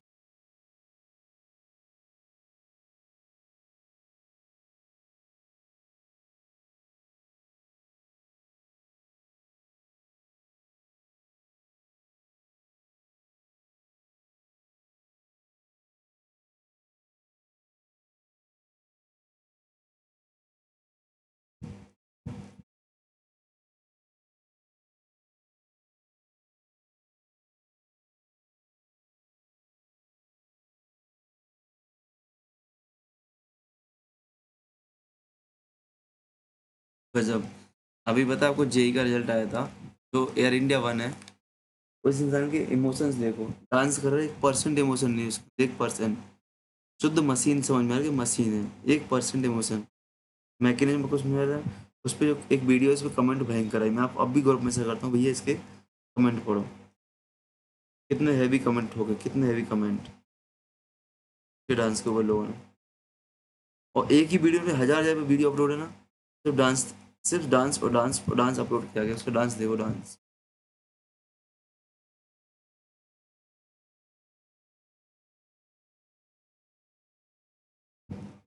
लिंक शेयर की मैंने आपको देखना, लिंक शेयर की मैं आपको देखना उसको, ठीक है ना। चलो मिलते हैं, हम लोग आगे बढ़ते हैं। पंजाब में आपको क्या देखने को मिल रहा है? पंजाब में आपको हड़प्पा और रोपड़ देखने को मिल रहा है। पंजाब में आपको हड़प्पा और रोपड़ देखने को मिल रहा है, हड़प्पा और रोपड़ देखने को मिल रहा है। और बलूचिस्तान में आपको मेरगढ़ चितकंगड़ूर, याद रखने से पंजाब में हड़प्पा रोपड़, सिंध में आपको मोहनजोदड़ो चौहंदड़ो कोट दीजिए। अब भारत की बात करें, भारत के गुजरात में, यहाँ पे रोपड़ भारत में है जी, रोपड़ भारत में है, इसको कंफर्म करूंगा। भारत, गुजरात, भारत की बात करें तो गुजरात में लोथल, धोलावीरा, सुरकोटड़ा, रंगपुर, धोलावीरा, सुरकोटड़ा और रंगपुर। ये सुरकोटड़ा है, और वो आपका क्या था? वो आपको क्या था? खुद कैंगडोर था। जो मैं आपको बता रहा, धौलीवीरा से स्टेडियम मिलता है, धौलीवीरा से, धौलावीरा से स्टेडियम मिलता है, ठीक है ना। लोथल, धौलावीरा, सुरकोटड़ा, रंगपुर। राजस्थान से कालीबंगा, बनावली। हरियाणा से राखीगढ़ी और भगवानपुरा। जी याद रखना, बनावली राजस्थान में, हरियाणा में नहीं है, डाउट में आ जाओ नहीं तो। उत्तर प्रदेश में आलमगीरपुर, जम्मू कश्मीर में मांडा, महाराष्ट्र में दहमाबाद, ठीक है ना। लगभग 1000 प्लस स्थल की खोज की जा चुकी है, जिनमें 6 बड़े शहर हैं, हड़प्पा, मोहनजोदड़ो, धोलावीरा, लोथल, राखीगढ़ी और गंदरीबाल, गंदरीबाल, गंदरीबाल, ये प्रमुख 6 शहर देखे जाते हैं। विस्तार की बात करें, विस्तार को प्रभावित करने वाले कारक क्या कहते हैं? तो नदी तंत्र, सिंधु और सहायक नदियों के मध्य आप देखते हैं, उपजाऊ मिट्टी होती, सिंचाई होती, परिवहन के लिए उपयुक्त होते हैं। इसलिए इन क्षेत्रों में आपको हड़प्पा रावी नदी के किनारे और मोहनजोदड़ो सिंधु नदी के किनारे देखते हैं। कृषि अधिविशेष, गेहूँ, जौ, चावल, चावल लोथल में देखते हैं, कपास। परिणाम क्या हुआ? जनसंख्या की वृद्धि हुई और बस्तियों का फैलाव हुआ। व्यापार की बात करें तो आंतरिक व्यापार स्थानीय बस्तियों के साथ, और बाहरी व्यापार मैसोपोटामिया, अफगानिस्तान के रास्ते देखने को मिलता है। तो यहाँ पे आपको बंदरगाह शहर लोथल देखने को मिलेगा। खुद के अंगूर आपको मकरान तट पे दिख रहा है, मकरान तट पे दिख रहा है, जहाँ से समुद्री व्यापार के साक्ष्य देखने को मिल रहे हैं। संसाधनों की बात करें तो तांबा आपको राजस्थान से मिलता था, लकड़ी बलूचिस्तान से, पत्थर आपको गुजरात से। कार्नेलियन पत्थर, एक आपका शब्द है, कार्नेलियन पत्थर, कीमती पत्थर था जो कि बाहर से मंगाया जाता था। धोलावीरा में जल संरक्षण, ये बहुत महत्वपूर्ण फैक्ट है, धोलावीरा में जल संरक्षण, ठीक है ना। जलवायु, मानसून और नदियों से अनुकूल परिस्थितियाँ। अब बताओ, आप इसको पढ़ने बैठ जाओगे, आपको कुछ भी याद नहीं होगा। बट मैं आपको बता रहा हूँ ना कि जो पॉइंट इंपॉर्टेंट है, तो वो आपके माइंड में आपके हाईलाइट हो रहे होंगे। तो अरे हाँ भैया, इस पे हाईलाइट करना है। भाई मैंने नोट्स बनाए हैं, मुझे पता है कि कैसे आपको पढ़ना है, कैसे इसको यूज़ करना है। ठीक है ना? मेरा कंटेंट मैं ही बता सकता हूँ। सिर्फ़ इसलिए बोलता हूँ, या तो किताबों से पढ़ो, या तो सीधे जाके किताबों से पढ़ो। तो 15-20 किताब लो तब जाके पढ़ो। किसी ना कोचिंग के नोट्स से पढ़ो, ना किसी टीचर के नोट्स से, ना किसी स्टूडेंट के नोट्स से। यदि कोई आपको बता रहा है ना, तो उनके नोट्स तब पढ़ो जब वो एक्सप्लेन कर रहा हूँ। भाई उनके नोट्स से उन्होंने बनाया, किस लेवल पे बनाया, किस तरीके से बनाया, क्या उन्होंने यूज़ किया है, कैसे समझ में आएगा जब वो खुद एक्सप्लेन करेगा आके, है कि नहीं? जलवायु, तो मानसून नदियों की अनुकूल परिस्थितियाँ रही, ठीक है ना? यदि हम लोग एक चीज़ देखें, तो फैला उत्तर-पश्चिम से दक्षिण-पूर्व तक त्रिकोणीय आकार दिखता है। सिंधु घाटी सभ्यता का ऐसा त्रिकोणीय आकार हमें देखने को मिलता है, ठीक है ना? कुछ बड़े शहर जैसे हड़प्पा, मोहनजोदड़ो सुनहरे थे। छोटे गाँव बनावली और रोपड़ आप किसी आधार छोटे शहर थे, ठीक है? हड़प्पा से आपको अनाज अनाज भंडार मिलता है। मोहनजोदड़ो से आपसे बड़ा स्नानागार मिलता है। कालीबंगा में आपको हल के निशान मिलते हैं। रोपड़ में आपको दफन करने के निशान मिलते हैं। रोपड़ में हमने क्या देखा कि मानव के साथ कुत्ते दफनाने के साक्ष्य मिलते हैं। मानव के साथ कुत्ते दफनाने के साक्ष्य मिलते हैं। मोहर सूतकांगन फ्लोर से मिलती है। कांस्य उपकरण लोथल से आपको मिलने ही वाले हैं, कोई दिक्कत नहीं है, ठीक है ना? आगे बढ़ते हैं हम लोग। हड़प्पा सभ्यता के प्रमुख स्थल अब आपके महत्वपूर्ण हो गए। जो महत्वपूर्ण स्थल है वो यहाँ पे दिए गए आपके। जो आपके स्थल हैं वो महत्वपूर्ण दिए गए हैं। खोज कब हुई थी? 1921 में हुई थी, दयाराम सायनी महोदय से। अब देखो, एक चीज़ बताऊँ, रियलिटी में आपका माइंड कभी कभी आपकी आने वाली चीज़ भी तुरंत याद नहीं कर पाती है। जब वो चीज़ सामने लिखी होती है तो आप पे बन जाती है। ऑब्जेक्टिव पेपर में यही चीज़ फायदेमंद होती है। क्या होता है, आप लोग डर जाते हो, हमें याद नहीं है, हमें याद नहीं है। अब आप विश्वास नहीं करोगे, अभी जस्ट मैंने आपको जो हड़प्पा पढ़ाया था, हड़प्पा ऐसी चीज़ है जो हमेशा से रटा रखा है कि दयाराम सायनी ने खोज की है, ठीक है ना? अभी आपको हड़प्पा पढ़ा रहा हूँ मैं, तो हड़प्पा की खोज मेरे माइंड से निकल गया था, किसने करा ये? माइंड में शब्द तो याद आ रहा था कि हाँ, वो एक व्यक्ति है, उसका नाम, बट नाम मुँह पे नहीं आ रहा, ज़बान पे नहीं आ रहा था। कई बार क्या होता है, जब आप चीज़ें अच्छे से सुनते हो, अच्छे से पढ़ते हो, अच्छे से रिवाइज़ करते हो, तो हो सकता है आपके ज़बान पे वो चीज़ ना हो, बट आपके सबकॉन्शियस माइंड पे हो। इसलिए बोलते हैं ना, जब आप पढ़ाई कर रहे हो तो मूर्खों से पाला मत पाड़ना। जो मूर्ख लोग आते हैं ना, आपसे 17 चीज़ें ऊट-पटांग पूछते हैं, फिर आपको डिमोटिवेट करते हैं। आप लोग अब आजकल तो मूर्ख लोग हैं ही नहीं पूछने वाले। आजकल तो ऑनलाइन इतने यूट्यूब चैनल्स मिल चुके हैं ना, जो आपको टेस्ट सीरीज़ के नाम पे धो देते हैं। प्रश्न पूछने के नाम पे इतने घटिया प्रश्न लेके आते हैं कि आपकी बहन हो जाते हैं। अभी पता है, अब मज़ाक समझोगे, अभी एमपी में एक एग्ज़ाम हुआ महिला पर्यवेक्षक का। यहाँ पे इसका कोर्स मैंने यूट्यूब पे पूरा 21 दिन में करा दिया। यहाँ पे 3-3 4-4 महीने की क्लासेस चली हैं। लोग बाग 1-1 साल से तैयारी कर रहे हैं इसकी, ठीक है ना? लेकिन किसी भी कोचिंग सेंटर के एक नोट से सीधे प्रश्न नहीं आया। टीचर्स ने जो पढ़ाया नहीं आया, परेशान। बट मुझे इस बात की खुशी है कि मैनेजमेंट के जो क्वेश्चन मैंने पढ़ाए सीधे नहीं आए, बट मैंने जो क्लास में चर्चाएँ की है, कि भाई आपका पेपर 10वीं लेवल का है, तो 10वीं लेवल में कैसे प्रश्न आएँगे, 10th लेवल पे कैसे प्रश्न आएँगे, इस तरीके का प्रश्न आएगा, ऐसा प्रश्न आएगा, ऐसा प्रश्न आएगा। शानदार वैसे ही प्रश्न आए और ये अनुभव मुझे कहाँ से मिला था? मैं तो भाई इतना विशेषज्ञ हूँ नहीं है। मेरे को नॉलेज नहीं था उस एग्ज़ाम का, पीवाईक्यू से मिला था। और मैंने क्यों पढ़ाया था इस कोर्स को? मैं जहाँ जॉब कर रहा था जॉबलेस हो गया था। तो मैं घर पे था कुछ मेडिकल इश्यू की वजह से। एक दोस्त ने फॉर्म फिल किया। तभी एक दूसरे दोस्त का फ़ोन आ गया, भाई तेरे को मैं काम दे रहा हूँ कि इसका आपको पीवाईक्यू पूरा कराना है और कंटेंट पढ़ना है इस यूट्यूब चैनल पे। मैं आपको कुछ पेमेंट दूँगा। ठीक है भैया। तो मैंने उन दोनों दोस्तों के कहने पे इसको पढ़ाया था। और 21 दिन में 22 दिन में पूरा कंटेंट बनाया और उन्हीं 21-22 दिन में मैंने पूरा पढ़ाया। दिन-रात मेहनत करके इसी तरीके से कंटेंट बनाया था और पूरा आपको पढ़ाया था। और मुझे खुशी है कि वहाँ पे क्वेश्चन सीधे क्लास से नहीं, बट जो जैसा मैंने बोला वैसे क्वेश्चन वहाँ पे देखने को मिले। और बच्चे 172 तक नंबर लेके आए 200 में से। 170, 160, एक बच्चा है जिसने 148 नंबर मुझे बताए हैं। 8-9 बच्चों जिन्होंने कंटिन्यू इसको फॉलो किया था 160 प्लस नंबर बता रहे। 172 तक एक लड़के का नंबर है, ठीक है ना? चलो, तो ऐसे ही यहाँ पे आपको जो कंटेंट बनाया गया ना, प्रीवियस इयर्स क्वेश्चन के आधार पर बनाया गया, पीवाईक्यू को देख के बनाया गया है। अब कंटेंट तो मैंने बना लिया, अब कंटेंट आपको पढ़ने दूँगा तो आप कैसे पढ़ोगे? वही बात बता रहा हूँ, कंटेंट में आपको पढ़ना, आप कैसे पढ़ोगे? इसलिए मैं आपको एक्सप्लेन कर रहा हूँ, भैया ऐसे-ऐसे कंटेंट को यूज़ करना है, एक कंटेंट यहाँ पे काम आएगा, ऐसे क्वेश्चन बनते हैं, इसको ऐसे याद करना है, ठीक है ना? तो प्रमुख स्थल भैया, वही बता रहा था क्या कि डरना मत, कोई चीज़ कभी भूल जाओ ना, तो आपके सबकॉन्शियस माइंड में रहता है। आपके क्या? सब कॉन्शियस माइंड में वो चीज़ें रहती हैं, तो डरना नहीं होता कभी भी। हड़प्पा की बात करें, हड़प्पा स्थान कहाँ पे, पंजाब और पाकिस्तान में। पंजाब पाकिस्तान में, रावी नदी के किनारे पे। हड़प्पा कहाँ पे, रावी नदी के किनारे, पंजाब पाकिस्तान में स्थित है। खोज किसने की भैया, दयाराम साहनी महोदय ने की। दयाराम साहनी महोदय ने की। सबसे मुख्य यहाँ की मुख्य विशेषताएं क्या जो आपके यूजीसी नेट में पूछी जाती है, यहाँ पे अनाज भंडार मिला है, बहुत बड़ा आपका अनाज भंडार मिला है। मजदूर बस्ती यहाँ पे अलग से देखने को मिली है, वर्किंग फ्लोर्स। साथ में यहाँ पे कांस्य उपकरण देखने को मिले हैं और मोहरें आपको देखने को मिली है। कांस्य उपकरण और मोहरें आपको देखने को मिली है। सभ्यता का नामांकन हड़प्पा सभ्यता के नाम पे हुआ, क्योंकि पहला खोज इसी की हुई थी, पहली खोज इसी की हुई थी। मोहनजोदड़ो सिंध पाकिस्तान में सिंधु नदी किनारे पे राखल दास बनर्जी महोदय ने खोज की, 1922 में खोज हुई। विशेषता की बात करें तो बड़ा स्नानागार मिलता है जो कि बहुत महत्वपूर्ण है, जो कि जल प्रबंधन का साक्ष्य देता है। ग्रेट बाथ, कांस्य नर्तकी की मूर्तियां पे देखने को मिलती है, कांस्य नर्तकी की मूर्ता और पशुपति की मोहर देखने को मिलती है। ढकी हुई नालियां और सोने हुए शहर देखने को मिलता है। हड़प्पा में एक चीज और ऐड कर लेना, आप करना हो तो यहाँ पे पुजारी मूर्ति, पुजारी की मूर्ति देखने को मिली है, जो कि सॉल ओढ़े हुए। सॉल क्या है आपका, उसका त्रिपटीय पैटर्न में। सॉल क्या है उसका, त्रिपटीय पैटर्न में, ऐसे कुछ पैटर्न में।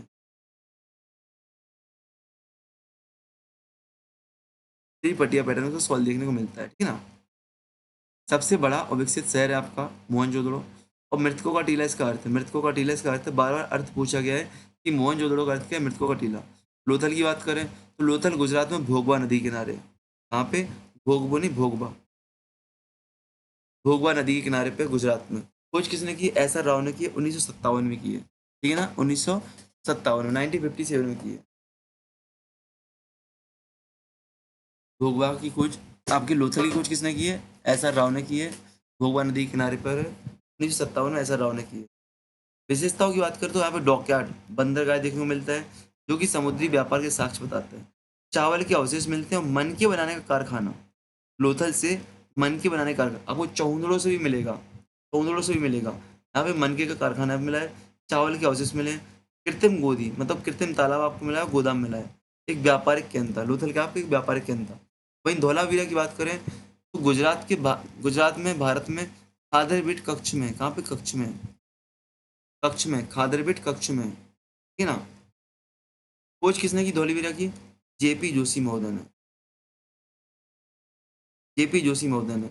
सबसे महत्वपूर्ण विशेषता यहाँ पे जल संरक्षण प्रणाली है, क्या है, जल संरक्षण प्रणाली है, जो कि जलाशय आपका यहाँ पे जल संरक्षण प्रणाली। यहाँ पे विशाल शिलालेख मिला है 10 संकेतों वाला।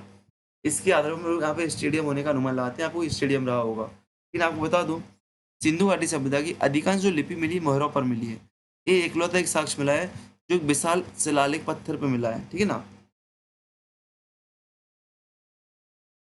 और आपको बता दूं, सिंधु घाटी सभ्यता में जो शहर है आपके मुख्यतः दो भाग में, पूर्वी और पश्चिमी टीला में विभाजित है, पूर्वी और पश्चिमी टीले में विभाजित है, मतलब दो भागों में। बट धौलावीरा आपको जो मिला है 3 भागों में बटा हुआ है। तो किला, मध्य और निचला भाग, किला भाग, मध्य भाग और निचला भाग, 3 भागों में डिवाइड किया गया धौलावीरा, ठीक है ना। ठीक, ठीक है ना। तो धौलावीरा की विशेषता क्या, जल संरक्षण प्रणाली, जलाशय याद रखना, विशाल शिलालेख याद रखना, और 3 भागों में बटा हुआ इसको याद रखना, ठीक है। कालीबंगा की बात करें, कालीबंगा बीबी लाल ने, कालीबंगा को बीबी लाल ने खोजा है। अब देखो मैंने अभी ऊपर गलत बता दिया था। वो लोग कहीं ना कहीं माइंड से कोई चीज़ चली जाती है, बट सामने लिखी हुई आती है, एग्जाम हॉल में भी लिखी जाती है, तो आपको याद रह जाती है। तो यही बात कहूँगा, पढ़ने के पहले एक बार सिलेबस कवर कर लो बस, आपके अंदर कॉन्फिडेंस आ जाएगा, फिर आपका नेट कोई नहीं खा रहा है, नेट आपका कोई नहीं खा रहा है, ठीक है ना।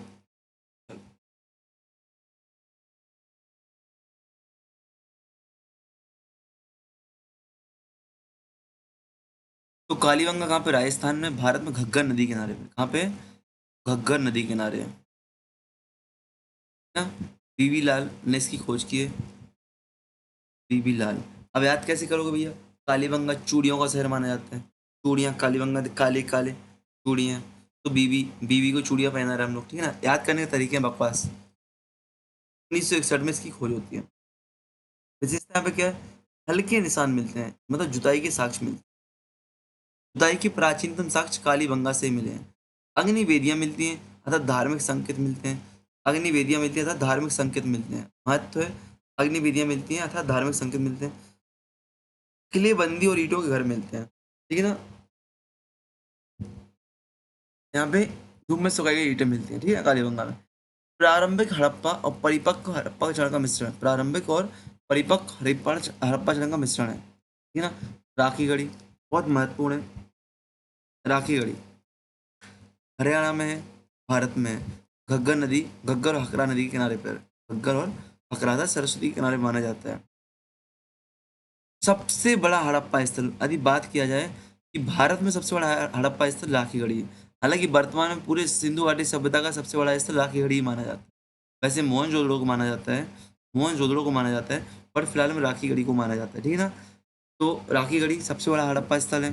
सुनियोजित सड़कें यहाँ पे देखने को मिलती है, सुनियोजित सड़कें देखने को मिलती है। कब्रिस्तान, ये राखीगढ़ी का कब्रिस्तान बहुत महत्वपूर्ण है, राखीगढ़ी का कब्रिस्तान बहुत महत्वपूर्ण है। कहाँ से और मन के, कब्रिस्तान तो आपको मोहनजोदड़ो भी मिला है, कब्रिस्तान तो आपको हड़प्पा भी मिला है, बट यहाँ पे महत्वपूर्ण क्यों हो जाते हैं, क्योंकि जो आपके उत्पत्ति के सिद्धांत आते हैं ना, तो आर वो पतन के सिद्धांत, जब आर्य आक्रमण के द्वारा पतन बताया जाता है कि सिंधु घाटी सभ्यता का पतन आर्य आक्रमण से हुआ है, तो राखीगढ़ी के कब्रिस्तान का एग्जाम्पल वहाँ पे दिया जाता है। अभी आप आगे पढ़ेंगे, ध्यान देना, ठीक है ना। और कांस्य की धातुएं सामग्री और मन के यहाँ पे मिलते हैं। मैंने क्या है, विशाल शहरी के अंतर, बस उपयोगी विशाल शहरी के अंतर। अमरेंद्र नाथ ने इसकी खोज की है, अमरेंद्र नाथ ने इसकी खोज की है राखीगढ़ी की, ठीक है ना। रोपड़, रोपड़ की खोज पंजाब में, भारत की 17वीं में, भारत पंजाब भारत में, रोपड़ कहाँ पे, पंजाब में, भारत में। ऊपर गलत लिखा था, ऊपर वहाँ पे पाकिस्तान था, तो उसको हटा देना। यज्ञदत्त शर्मा ने खोज की है, यज्ञदत्त शर्मा ने खोज की है। विशेषता क्या भैया, ईंटों के घर, बर्तन। यहाँ पे कुत्तों के साथ मानव दफनाए गए, मतलब मानव के साथ, देखो कुत्ते के साथ मानव दफन, गलत लिखा है, मानव के साथ कुत्तों को दफन किया गया है। मैंने बोला गलत लिखा है, मानव के साथ कुत्तों को दफन किया गया है, ठीक है ना। ठीक। आपको उत्तरी सीमा का ग्रामीण विस्तार के हिसाब से, सुरकोतला, सुरकोतला भारत के कक्ष में, इसकी खोज भी जेपी जोशी ने की है, इसकी खोज भी जेपी जोशी ने की है। तो बताओ जेपी जोशी ने और किसकी खोज की थी, जल्दी बताओ। लोथल की खोज की थी कि नहीं, लोथल की खोज किसने की थी, सॉरी धौलीवीरा की, धौलीवीरा की खोज किसने, जेपी जोशी ने की थी, धौलीवीरा की खोज जेपी जोशी ने की थी। यहाँ पे सुरकोतला की खोज भी जेपी जोशी ने की है। यहाँ पे आपको बता दूं, सुरकोतला से महत्वपूर्ण चीज क्या मिलती है, घोड़े की हड्डियां मिलती हैं जो कि विवादित है, घोड़े की हड्डियां मिलती हैं जो कि विवादित है। किलेबंदी और छोटा किला यहाँ पे देखने को मिलता है, ठीक है ना। पश्चिम सीमा के संकेत है भारत में, ठीक है ना। सुतकंगड़ और अलग है, जैसे सुरकोतला है, ठीक है ना। उल्लेखनीय अन्य स्थल बनावली, बनावली में जौ के दाने, मिट्टी की मूर्तियां मिलती, चौहुंदड़ो, मन के, देखो लिखा ना, मन के कारखाना, सिंध में है, पाकिस्तान में, मन के बनाने का कारखाना मिलता है। कोई भी किलाबंदी नहीं मिलती चौहुंदड़ो से। कोट दीजिए प्रारंभिक हड़प्पा संबंध है, आलमगीरपुर पूर्वी सीमा पर स्थित है आपका, ठीक है ना। क्योंकि फिर से हम लोग खोजकर्ताओं के नाम पढ़ेंगे, खोजकर्ताओं के नाम यहाँ पढ़ेंगे हम लोग फिर से, जो कि बहुत महत्वपूर्ण है। हड़प्पा की खोज किसने की थी बेटा, दयाराम साहनी ने, बोलो जय सिया राम। हड़प्पा की खोज दयाराम साहनी ने। मोहनजोदड़ो की खोज राखालदास बनर्जी ने 1922 में। लोथल की खोज आपने किस की थी, लोथल की खोज एस आर राव ने, एस आर राव ने की थी, एस आर राव ने लोथल की खोज की थी 1957 में, ठीक है ना। धौलीवीरा की खोज और आपकी सुरकोतड़ा की खोज किसने की थी, जेपी जोशी ने की, जेपी जोशी महोदय ने की थी। कालीबंगा की खोज बेबी लाल ने की थी, काली बंगा की खोज बीबी लाल ने की थी। वहीं आपकी रोपड़ की बात आती है तो यज्ञदत्त शर्मा आ जाते हैं, रोपड़ मतलब यज्ञदत्त शर्मा आपके आ जाते हैं, ठीक है। चलो, तो प्रमुख शहरी के अंदर आपको कौन से, हड़प्पा, मोहनजोदड़ो, धौलीवीरा, लोथल देखने को मिलते हैं। ग्रामीण में कालीबंगा, रोपड़, बनावली देखने को मिलता है, ठीक है। चलो, देखो पूछा गया पीवाईक्यू में क्या, स्थल खोजकर्ता और विशेषताएं पूछी जाती हैं, स्थल खोजकर्ता और प्रमुख विशेषताएं आपकी पूछी जाती हैं, ठीक है ना। हड़प्पा सभ्यता का बस्ती का स्वरूप, बस्ती मतलब शहरी नियोजन कैसा था, हड़प्पा सभ्यता में बस्ती का स्वरूप अर्थात शहरी नियोजन कैसा था, इसको पढ़ते हैं हम लोग। हड़प्पा सभ्यता में बस्ती का स्वरूप अर्थात शहरी नियोजन। तो सिंधु घाटी सभ्यता भारत की पहली सभ्यता थी जिसका बस्ती स्वरूप सुनियोजित और व्यवस्थित था। बस्तियां दो प्रकार की थी, बड़े केंद्र और छोटे केंद्र, मतलब बड़े केंद्र शहर, छोटे केंद्र गांव। एक समान नियोजन देखने को मिलता है, उन्नत जल निकासी और कांस्य युग की तकनीक देखने को मिलती है। एक समान जल नियोजन, उन्नत जल निकासी और कांस्य युग की तकनीक देखने को मिलती है। बस्ती के स्वरूप की बात की जाए, बस्ती के स्वरूप की बात की जाए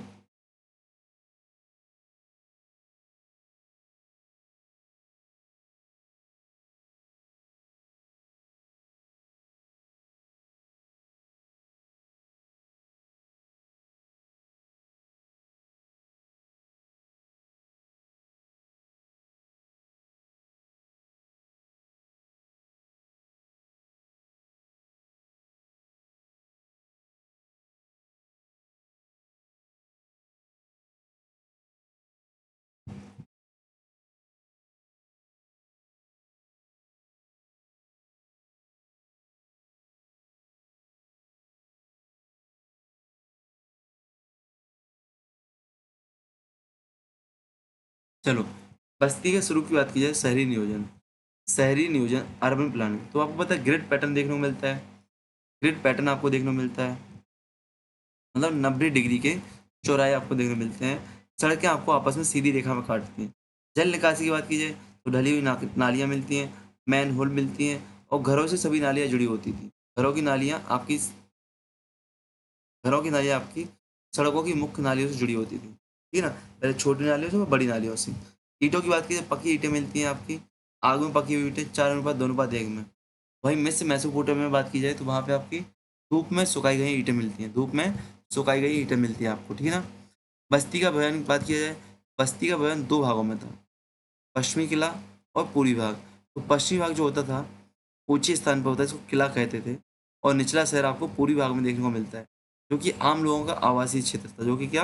आम लोगों का आवासीय क्षेत्र था, ठीक है ना? ठीक। और पूर्वी पश्चिमी पश्चिमी भाग आपका ऊँचे स्थान पे होता था, जो किलेबंद होता था। उदाहरण के लिए मोहन यहीं पे आपको जो बड़ी-बड़ी आपको आकृतियाँ मिली हैं, जैसे अनाज भंडार हुआ, आपका स्नानागार हुआ, आपका सभा भवन हुआ, इसी एरिया में बनाए जाते थे। पश्चिमी भाग में ही बनाए जाते थे, ठीक है ना? तो पश्चिमी भाग आपका ऊँचा होता था, किलेबंद होता था, जो प्रशासनिक या धार्मिक केंद्र हुआ करता था, ऐसा अनुमान लगाते हैं हम लोग। उदाहरण के लिए मोहनजोदड़ो का बना बड़ा स्नानागार भी इसी क्षेत्र में मिला है, हड़प्पा का अनाज भंडार भी इसी क्षेत्र में मिला है। निचले शहर की बात करें तो आवासीय क्षेत्र होते थे, आम लोगों के लिए होते थे, और जो आपके ग्रिड पैटर्न की व्यवस्था है इसी निचले क्षेत्र की है। जो आपकी ग्रिड पैटर्न की व्यवस्था है इसी निचले क्षेत्र की है। फिर से सुनना, मैं आपको यहाँ पे 2 प्रश्न बता रहा हूँ, प्रश्न कैसे पूछे जाते हैं। आपसे पूछा जाएगा कि हड़प्पा स्थल में, सॉरी, सिंधु घाटी सभ्यता के जो सार्वजनिक भवन मिले हैं, सार्वजनिक भवन मिले हैं, किस भाग में मिलते थे? पूर्वी भाग या पश्चिमी भाग में? किस भाग में मिलते थे? पूर्वी भाग या पश्चिमी भाग में? तो आपको ध्यान देना है, सार्वजनिक भवन आपके पश्चिमी भाग में देखने को मिलते हैं। सार्वजनिक भवन आपको कहाँ पे? आपके पश्चिमी भाग में देखने को मिलते हैं, ठीक है ना? सार्वजनिक भवन आपको कहाँ पे? आपको आपके पश्चिमी भाग में देखने को मिलते हैं, इस बात का ध्यान देना आपको, ठीक है ना? वही बात की जाए, ग्रिड पैटर्न की जो विशेषता है, शहरी नियोजन की जो विशेषता है, कहाँ पे? पूर्वी भाग में देखने को मिलती है, ठीक है ना? आवास की बात करें तो पक्की ईंटों से मकान होते थे, 1 से 2 मंजिल होते थे। कई मकानों में, सभी में, कई मकानों में, अधिकांश मकानों में आंगन, कुआँ, स्नानघर, रसोई अलग से होती थी, ठीक है ना? मोहनजोदड़ो में घरों की पंक्तियाँ आपको देख सकते हैं।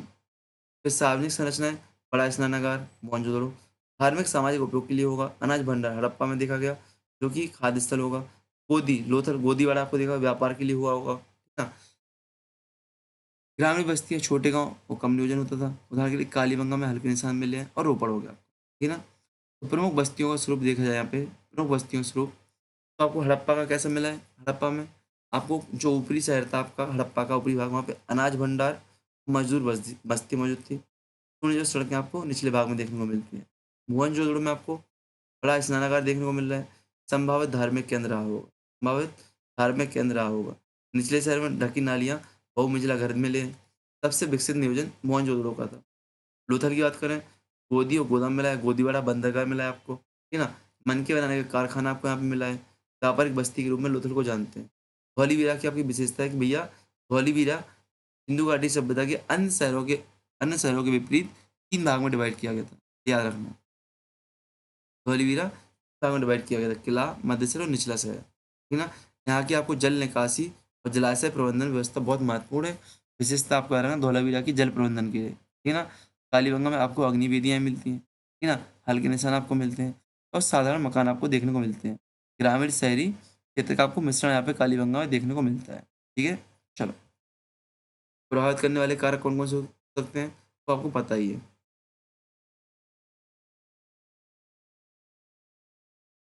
चलो, हड़प्पा सभ्यता में शिल्प विशेषज्ञता। हड़प्पा सभ्यता में शिल्प विशेषज्ञता कैसे थी? हड़प्पा सभ्यता में शिल्प विशेषज्ञता कैसी थी? देखते हैं। तो सिंधु घाटी सभ्यता में शिल्प विशेषज्ञता ने अर्थव्यवस्था और व्यापार को मजबूत किया। क्या? शिल्प विशेषज्ञता ने अर्थव्यवस्था और व्यापार को मजबूत किया। कैसे किया देखते हैं? व्यापार को और मजबूत किया। कैसे किया देखते हैं हम लोग। तो यह शहरी और श्रम विभाजन का परिणाम था। यह क्या? सिंधु घाटी सभ्यता शहरीकरण और श्रम विभाजन का परिणाम था। जो क्या? शिल्प विशेषज्ञता कैसे? शहरीकरण और श्रम विभाजन का परिणाम था। मुख्य रूप से आप कांस कांस धातु विज्ञान देख सकते हो, मिट्टी के बर्तन देख सकते हो, मन के निर्माण देख सकते हो, भवन निर्माण, ठीक है ना? तो शिल्प विशेषज्ञता के प्रमुख क्षेत्र यहाँ पे देखते हैं कौन-कौन से। शिल्प विशेषज्ञता के प्रमुख क्षेत्र देखते हैं कौन-कौन से थे और कौन-कौन से शहरों से संबंधित थे। अब देखो, मैं बोल रहा हूँ ना, कंटेंट नंबर 1 तरीके से बनाएँ। आपको पहले आप लोग पढ़ते आ रहे अभी तक परंपरागत तरीके से क्या, आपने कोई शहर लिखा और शहर का 15-20 लाइन लिख ली और रटते रहे उसको। आपने क्या किया, आपने कोई शहर लिखा, शहर का नाम लिखा, उसके बारे में 15-20 लाइनें लिख ली और रटते रहे। नहीं, अब परंपरागत तरीका हटा दिया गया आपको, एक विशेष तरीके से नोट्स बना के आपको दिए गए हैं कि आपको विशेषताओं के आधार पर शहर पढ़ाए जाएँगे। आपको एक शहर के आधार पर पूरी विशेषता नहीं पढ़ाई जाएँगी, आपको विशेषताओं के आधार पर शहर पढ़ाए जाएँगे। और ऐसे में आपको वो चीज़ें याद होंगी, ऐसे वो चीज़ें आपको याद होंगी। देखते हैं कैसे, देखो अभी ड्रॉप डाल लूँ मैं?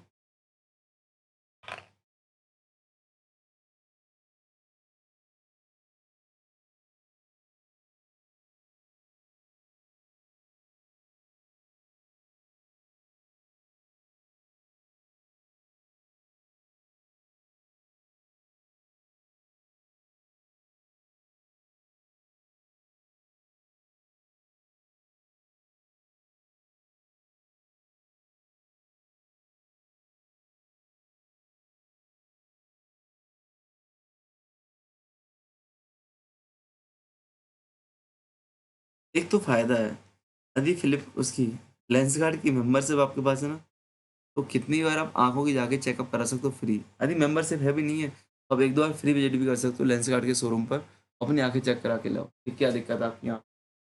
मुझे लग रहा है मुझे जाना पड़ेगा 1-2 दिन में सागर।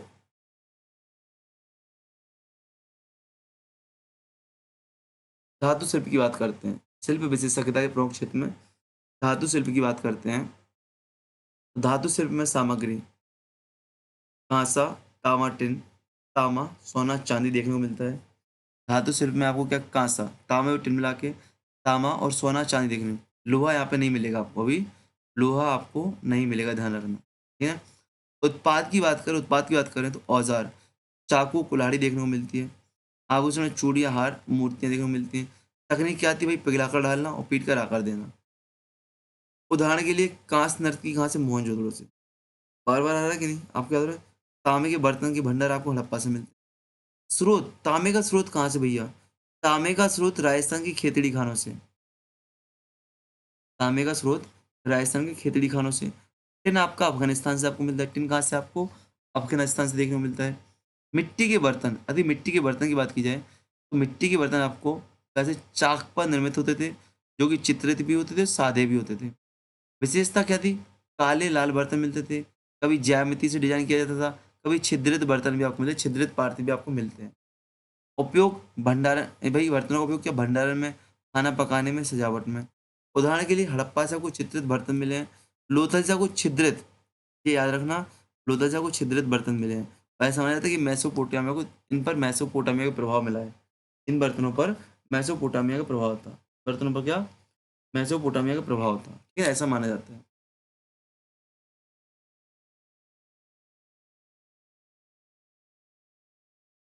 ठीक है?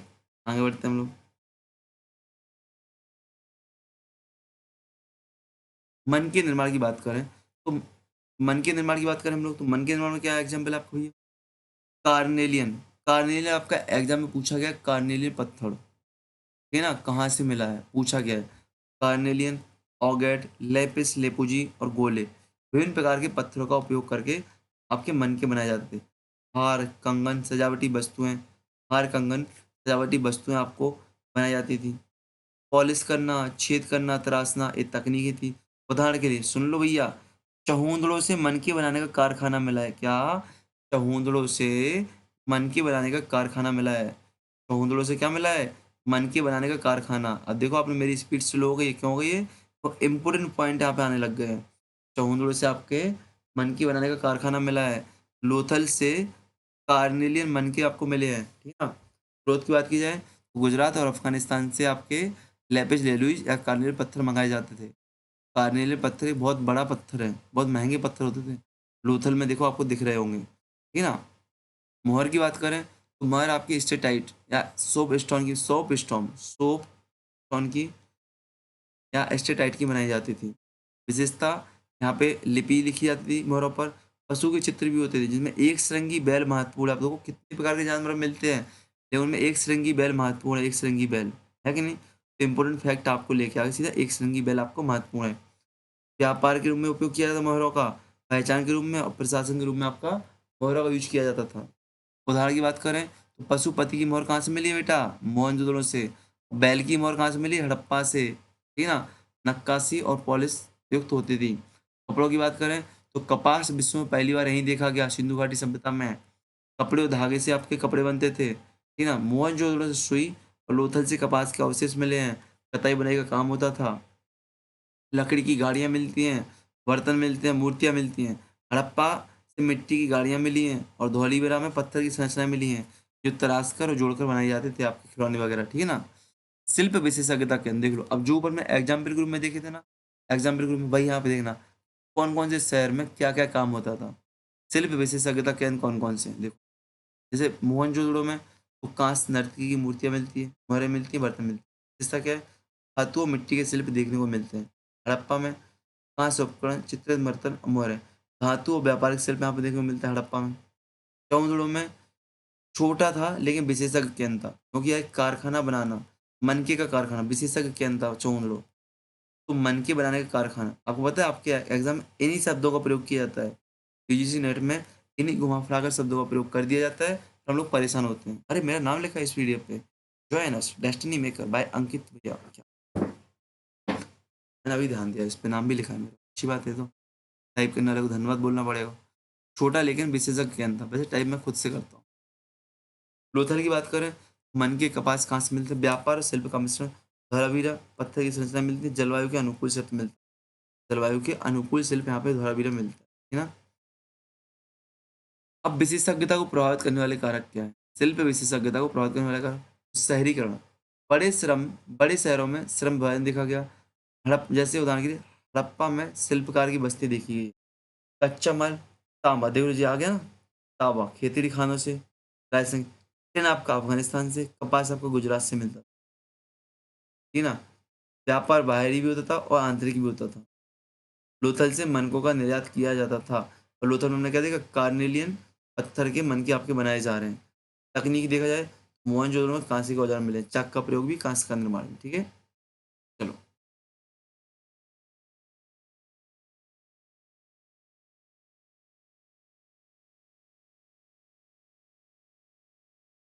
सिंधु घाटी सभ्यता में धर्म। अब सिंधु घाटी सभ्यता में धर्म को लेकर विभिन्न मत हैं, विभिन्न विश्वास हैं। देखते हैं क्या भैया इसके धर्म के बारे में क्या बोलते हैं, सिंधु घाटी सभ्यता के धर्म के बारे में क्या बोलते हैं। देखो,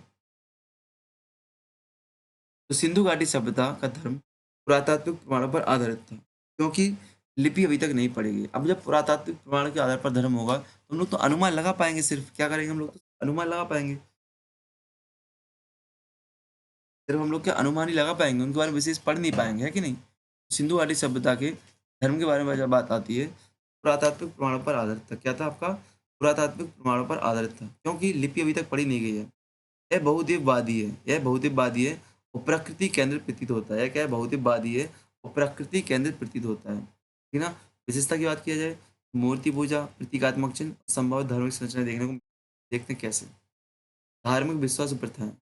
अब धार्मिक विश्वास जो पुरातात्विक साक्ष्य मिले हैं, उनकी व्याख्या अपने आधार पर की गई और उन्हीं व्याख्या के आधार पर आपको बताया गया है कि भैया कौन सी प्रथाएं थी, कौन से धार्मिक विश्वास थे। जैसे अनुमान लगाया माता देवी की पूजा का। अब कैसे लगाया गया? भैया मिट्टी की मूर्तियां मिलती थी, मिट्टी की मूर्तियां मिलती थी, स्त्री आकृति की होती थी और सजावट के साथ होती थी, अर्थात लोग मतलब बाई हरों की। अरे यार कहाँ बुंदेलखंडी हम आ जाते हैं। स्त्रियों की आकृतियां मिलती हैं जो कि सजावट के साथ देखने को मिलती है ना? स्थान बात की जाए तो कहाँ पे मिलती है? मोहनजोदड़ो और हड़प्पा में मिलती है, ठीक है ना? विश्वास क्या था कि भैया ये उर्वरता की देवी है या प्रकृति देवी है, प्रकृति की देवी, ऐसा हमने अनुमान लगाया कि उनका विश्वास रहा होगा कि उर्वरता की देवी है या प्रकृति की देवी मानी जाती होंगी, ठीक है। महत्व क्या है? वैदिक काल में शक्ति पूजा से संभावित संबंध माना गया। भैया वैदिक काल में जब शक्ति पूजा होती है, शाक्त की पूजा, शक्ति पूजा, महिलाओं की पूजा होती है ना, उससे इसका संबंध जोड़ा जाता है। पशुपति की पूजा, प्रमाण के रूप में पशुपति की मोहर मिलती है मोहनजोदड़ो से। एक पुरुष आकृति सींगों वाले पशुओं से घिरा हुआ, सींगों वाला था, एक पुरुष आकृति जो सींगों वाला था और क्या, पशुओं से घिरा हुआ था। विश्वास क्या कि भैया ये पशुओं के स्वामी रहे होंगे। संभवतः प्रारंभिक शिप का एक रूप माना जाता है पशुपति, ठीक है ना? संभवतः प्रारंभिक शिप का एक रूप माना गया। ये प्रारंभिक शिप का एक रूप था, ठीक है? ठीक है, आगे बढ़े।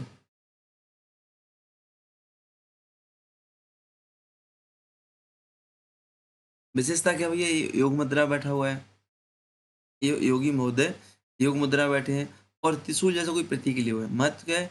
हिंदू धर्म में शिव की निरंतरता देखी जाती है, आज भी देखी जाती है। प्रकृति पूजा की बात करें, प्रमाण भैया मोहरों पर क्या पीपल के वृक्ष मिले हैं, अग्नि वेदियों के साक्ष्य मिले हैं, जल भंडार बड़ा स्नानागार मिला है मोहनजोदड़ो से, अग्नि वेदियाँ कालीबंगा लोथल से मिली हैं, अग्नि वेदी कालीबंगा लोथल से मिली हैं, कालीबंगा से मिली है, लोथल से मिली हैं। मैं बार बार हाईलाइट कर रहा हूँ, अभी तक हम लोग कालीबंगा पढ़ रहे थे, लोथल से भी अग्नि वेदियाँ मिली हैं। मोहरों पर कालीबंगा, वो पीपल वृक्ष मोहरों में मिला जो कालीबंगा से मिला है। विश्वास क्या है? प्रकृति तत्वों की पूजा होती होगी। वैदिक काल से इसकी समानता देखी जाती है। वैदिक काल में भी प्राकृतिक तत्वों की पूजा होती थी कि नहीं होती थी? होती थी कि नहीं? फिर पशु पूजा, एनिमल वर्शिप। प्लीज भाई, बहुत तेज गर्मी में बैठा हूँ ना, लैपटॉप खतरनाक हीटिंग पड़ रहा है, तो लाइट चली चुकी है, जा चुकी है, और कूलर चला नहीं सकता, कूलर चलाऊंगा तो बहुत तेज आवाज आएगी आपके साथ।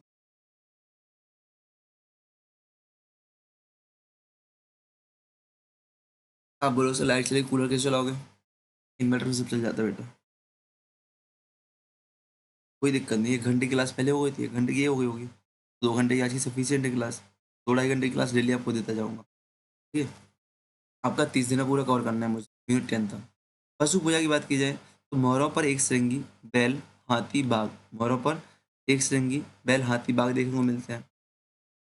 स्थान हड़प्पा मौजूद, अतः शक्ति और पवित्रता के प्रतीक माने जाते होंगे, ठीक है ना? एक श्रृंगी सबसे आम था, संभवत पौराणिक कथाओं से लिया गया। एक श्रृंगी जानवर, ये याद रखना, एक श्रृंगी पशु। प्रतीकात्मक पूजा, स्वस्तिक, भाई स्वस्तिक यहाँ पे मिले हैं। पूछा गया है क्वेश्चन, सिंधु घाटी सभ्यता में मोहरों पर स्वस्तिक मिले मिले हैं। लिंग योनि का प्रतीक धौलीवीरा से मिला है। उर्वरता और शुभता के रूप में इनको पूजा जाता है, उर्वरता और शुभता के रूप में, शुभ। बाद में भारतीय धर्म और संबंध आप देखो, लिंग या योनि की पूजा आज भी होती है, आपकी होती कि नहीं? लिंग के रूप में शिवलिंग पूजा जाता है, और योनि की पूजा आपकी पूर्वोत्तर भारत में देखी गई है, कामाख्या देवी मंदिर में। और स्वस्तिक देख लो भैया, हर घरों में स्वस्तिक, चाहे हिंदू हो, चाहे जैन हो, चाहे कोई भी हो, स्वस्तिक आपकी शुरुआत में बनता है। आप गाड़ी लेते हो सबसे पहले क्या स्वस्तिक बनाते हो, ठीक है ना? धार्मिक संरचना में जैसे बड़ा स्नानागार आपको कहाँ से मिला? मोहनजोदड़ो से मिला है, मिला कि नहीं? और इसकी विशेषता क्या है? जल रोधी ईंटें बनाई गई हैं, सीढ़ियाँ बनाई गई हैं, जल निकासी की व्यवस्था की गई है। उद्देश्य क्या था? धार्मिक स्नान और शुद्धिकरण, संभवतः शुद्धिकरण के लिए। जल पूजा के संकेत यहाँ से मिलते हैं। अग्नि वेदियाँ, यह वैदिक यज्ञ से समानता मिलती है। अग्नि पूजा या बलि, मैंने बताया ना, कालीबंगा से मिली अग्नि वेदियाँ।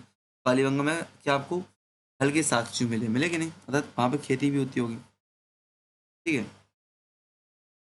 धार्मिक प्रथाओं की बात करें तो मृतक दफन, दफन आपने देखा कि रोपड़ में मानव को कुत्ते के साथ दफनाया गया है। शवदाह की संकेत हड़प्पा से मिलती। मूर्तियाँ, मोहरें, बर्तन धार्मिक उपयोग के लिए यूज किया जाती होंगी। सामुदायिकता, सामुदायिकता कैसे धार्मिकता में भैया? एक बड़ा स्नानागार मिला है जो कि सामूहिक अनुष्ठानों को संकेत देता है। क्या? सामूहिक अनुष्ठानों को संकेत देता है, ठीक है? चलो,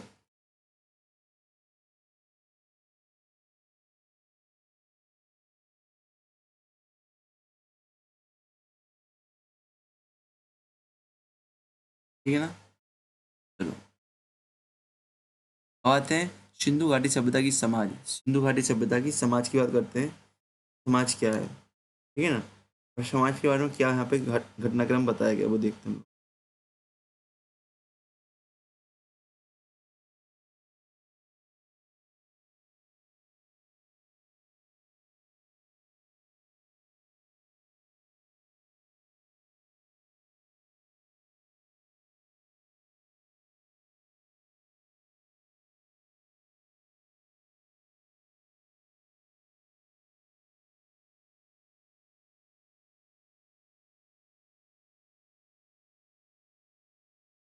सिंधु घाटी सभ्यता की बात करते हैं यहाँ पे हम लोग, क्या सिंधु घाटी सभ्यता की बात करते हैं, ठीक है?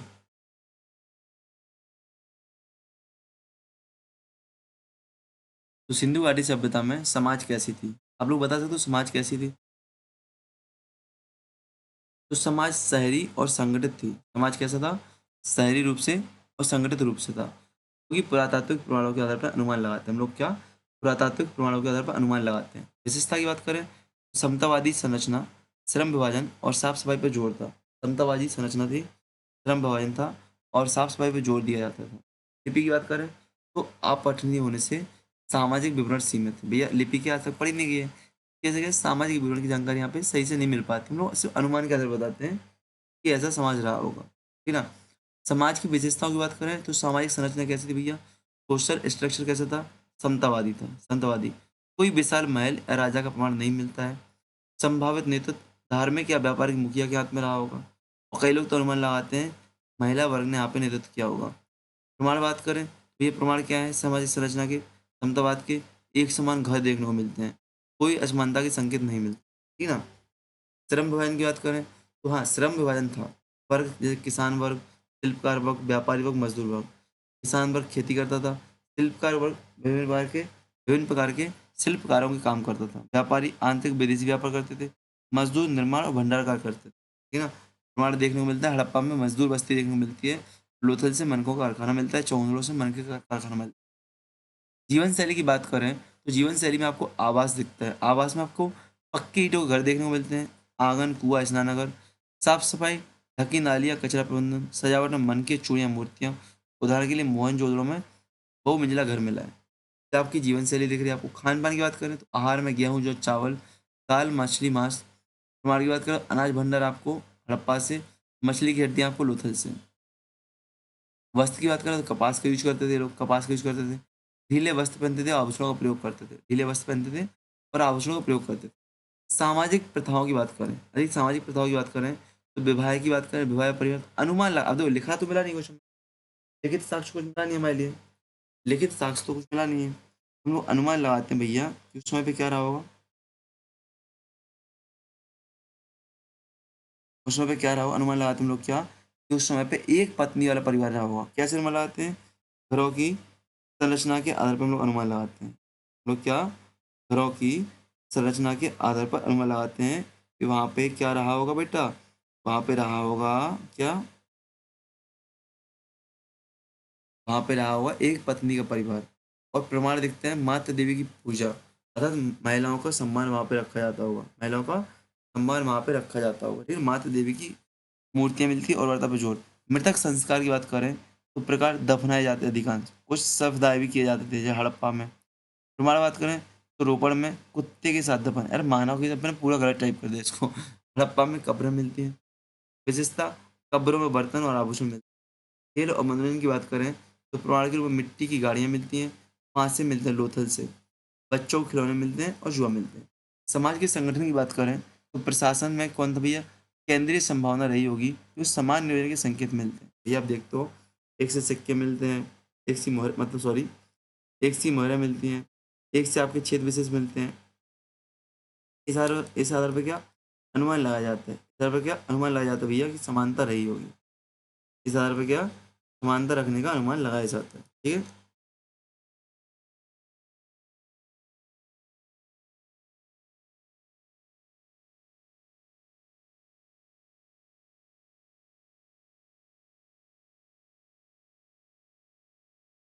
ठीक है, आगे बढ़ते हम लोग। धार्मिक प्रभाव की बात करें तो भैया बड़ा स्नानागार देखा है। अब देखो वही चीज़ रिपीट हो रही है, वही चीज़ आपकी रिपीट हो रही है। अब यहाँ से आपको यूपीएससी मेंस का आप तो तैयारी कर नहीं रहे हो ना, कि आपको इतना डिटेल में चाहिए। आप लोग यूपीएससी मेंस की तैयारी तो कर नहीं रहे हो कि आपको इतना डिटेल में चाहिए। आपको तो बस आपके माइंड में रिपीट हो रहा है तो आपका रिवीजन हो रहा है कि नहीं।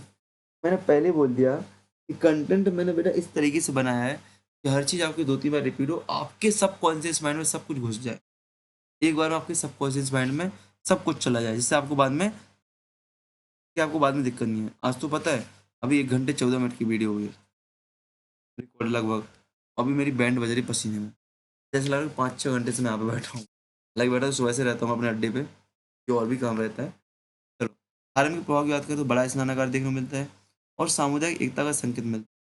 व्यापारिक प्रभाव की बात करें तो लोथल प्रस्तुत कंगड़ों से व्यापारी वर्ग की जानकारी मिलती है ना। मोहरें शासनिक उपयोग के लिए, बाट मानकीकरण के लिए, बाट माप मानकीकरण। आप समझो तो ये समाज का संगठन, शासन, केंद्रीकृत संभावना क्यों, इस आधार पर आप लगा सकते हो अनुमान। ये आपके एग्जाम्पल दिए, ठीक है ना, ये आपके एग्जाम्पल दिए गए हैं।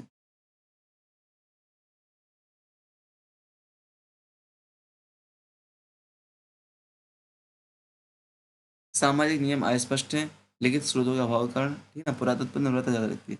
सिंधु सभ्यता की राजनीति, अब जो सिंधु सभ्यता की राजनीति की बात आती है, तो वही बात यहाँ पे भी है, लिखित साक्ष्य तो मिल रही है, तो पुरातात्विक प्रमाणों के आधार पर अनुमान लगाते हैं कि वहाँ पर राजनीति कैसी रही होगी।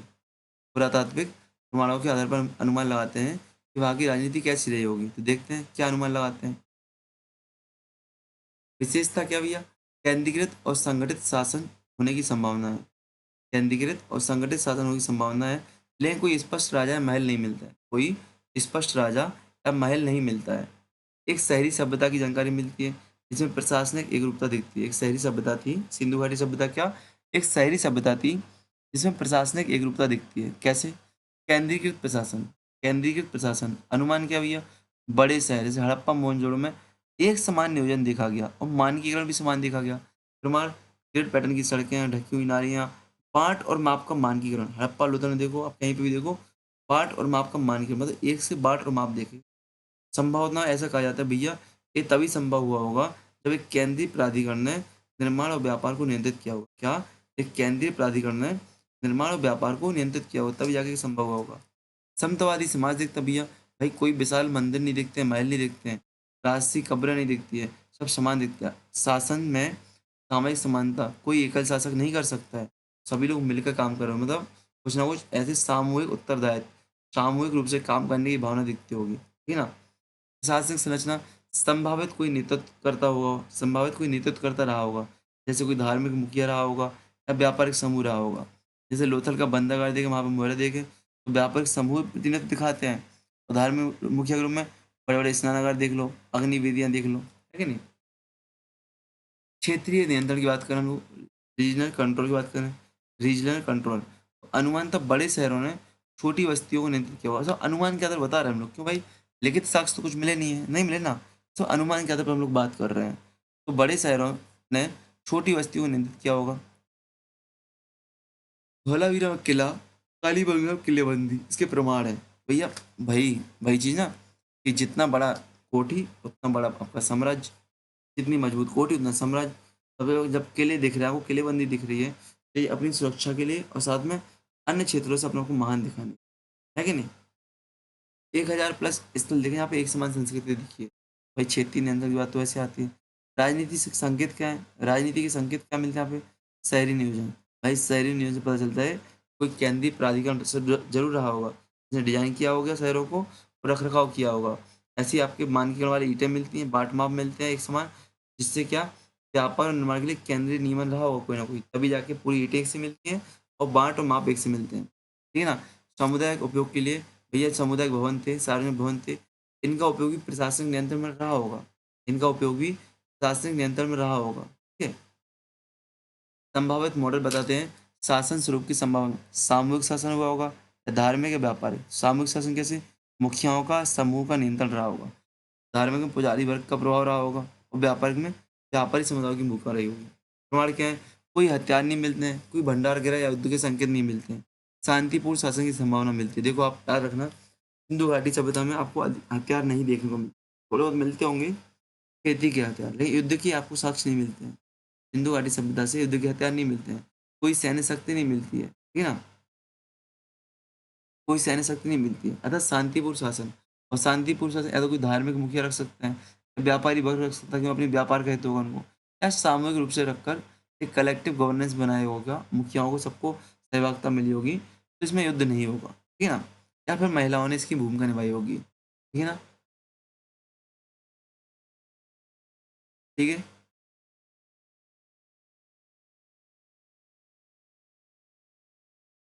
ये मैं आपको ये चीज़ आपसे ये चीज़ क्यों छोड़ रहा हूँ, ये चीज़ इसलिए छोड़ रहा हूँ, रिपीट हो चुकी है, ये अधिकांश चीज़ें रिपीट है, ठीक है ना। अब सिंधु घाटी सभ्यता का पतन, सिंधु घाटी सभ्यता का पतन, जब सिंधु घाटी सभ्यता के पतन की बात करते हैं, सिंधु घाटी सभ्यता के पतन की बात करते हैं, तो पतन कैसे होता है? पतन अभी तो बहुत रह गया, सिंधु घाटी सभ्यता में भी बहुत रह गया, सिंधु घाटी सभ्यता में बहुत रह गया, अभी कम से कम 20 से 25 मिनट सिंधु घाटी सभ्यता ही जाएगी।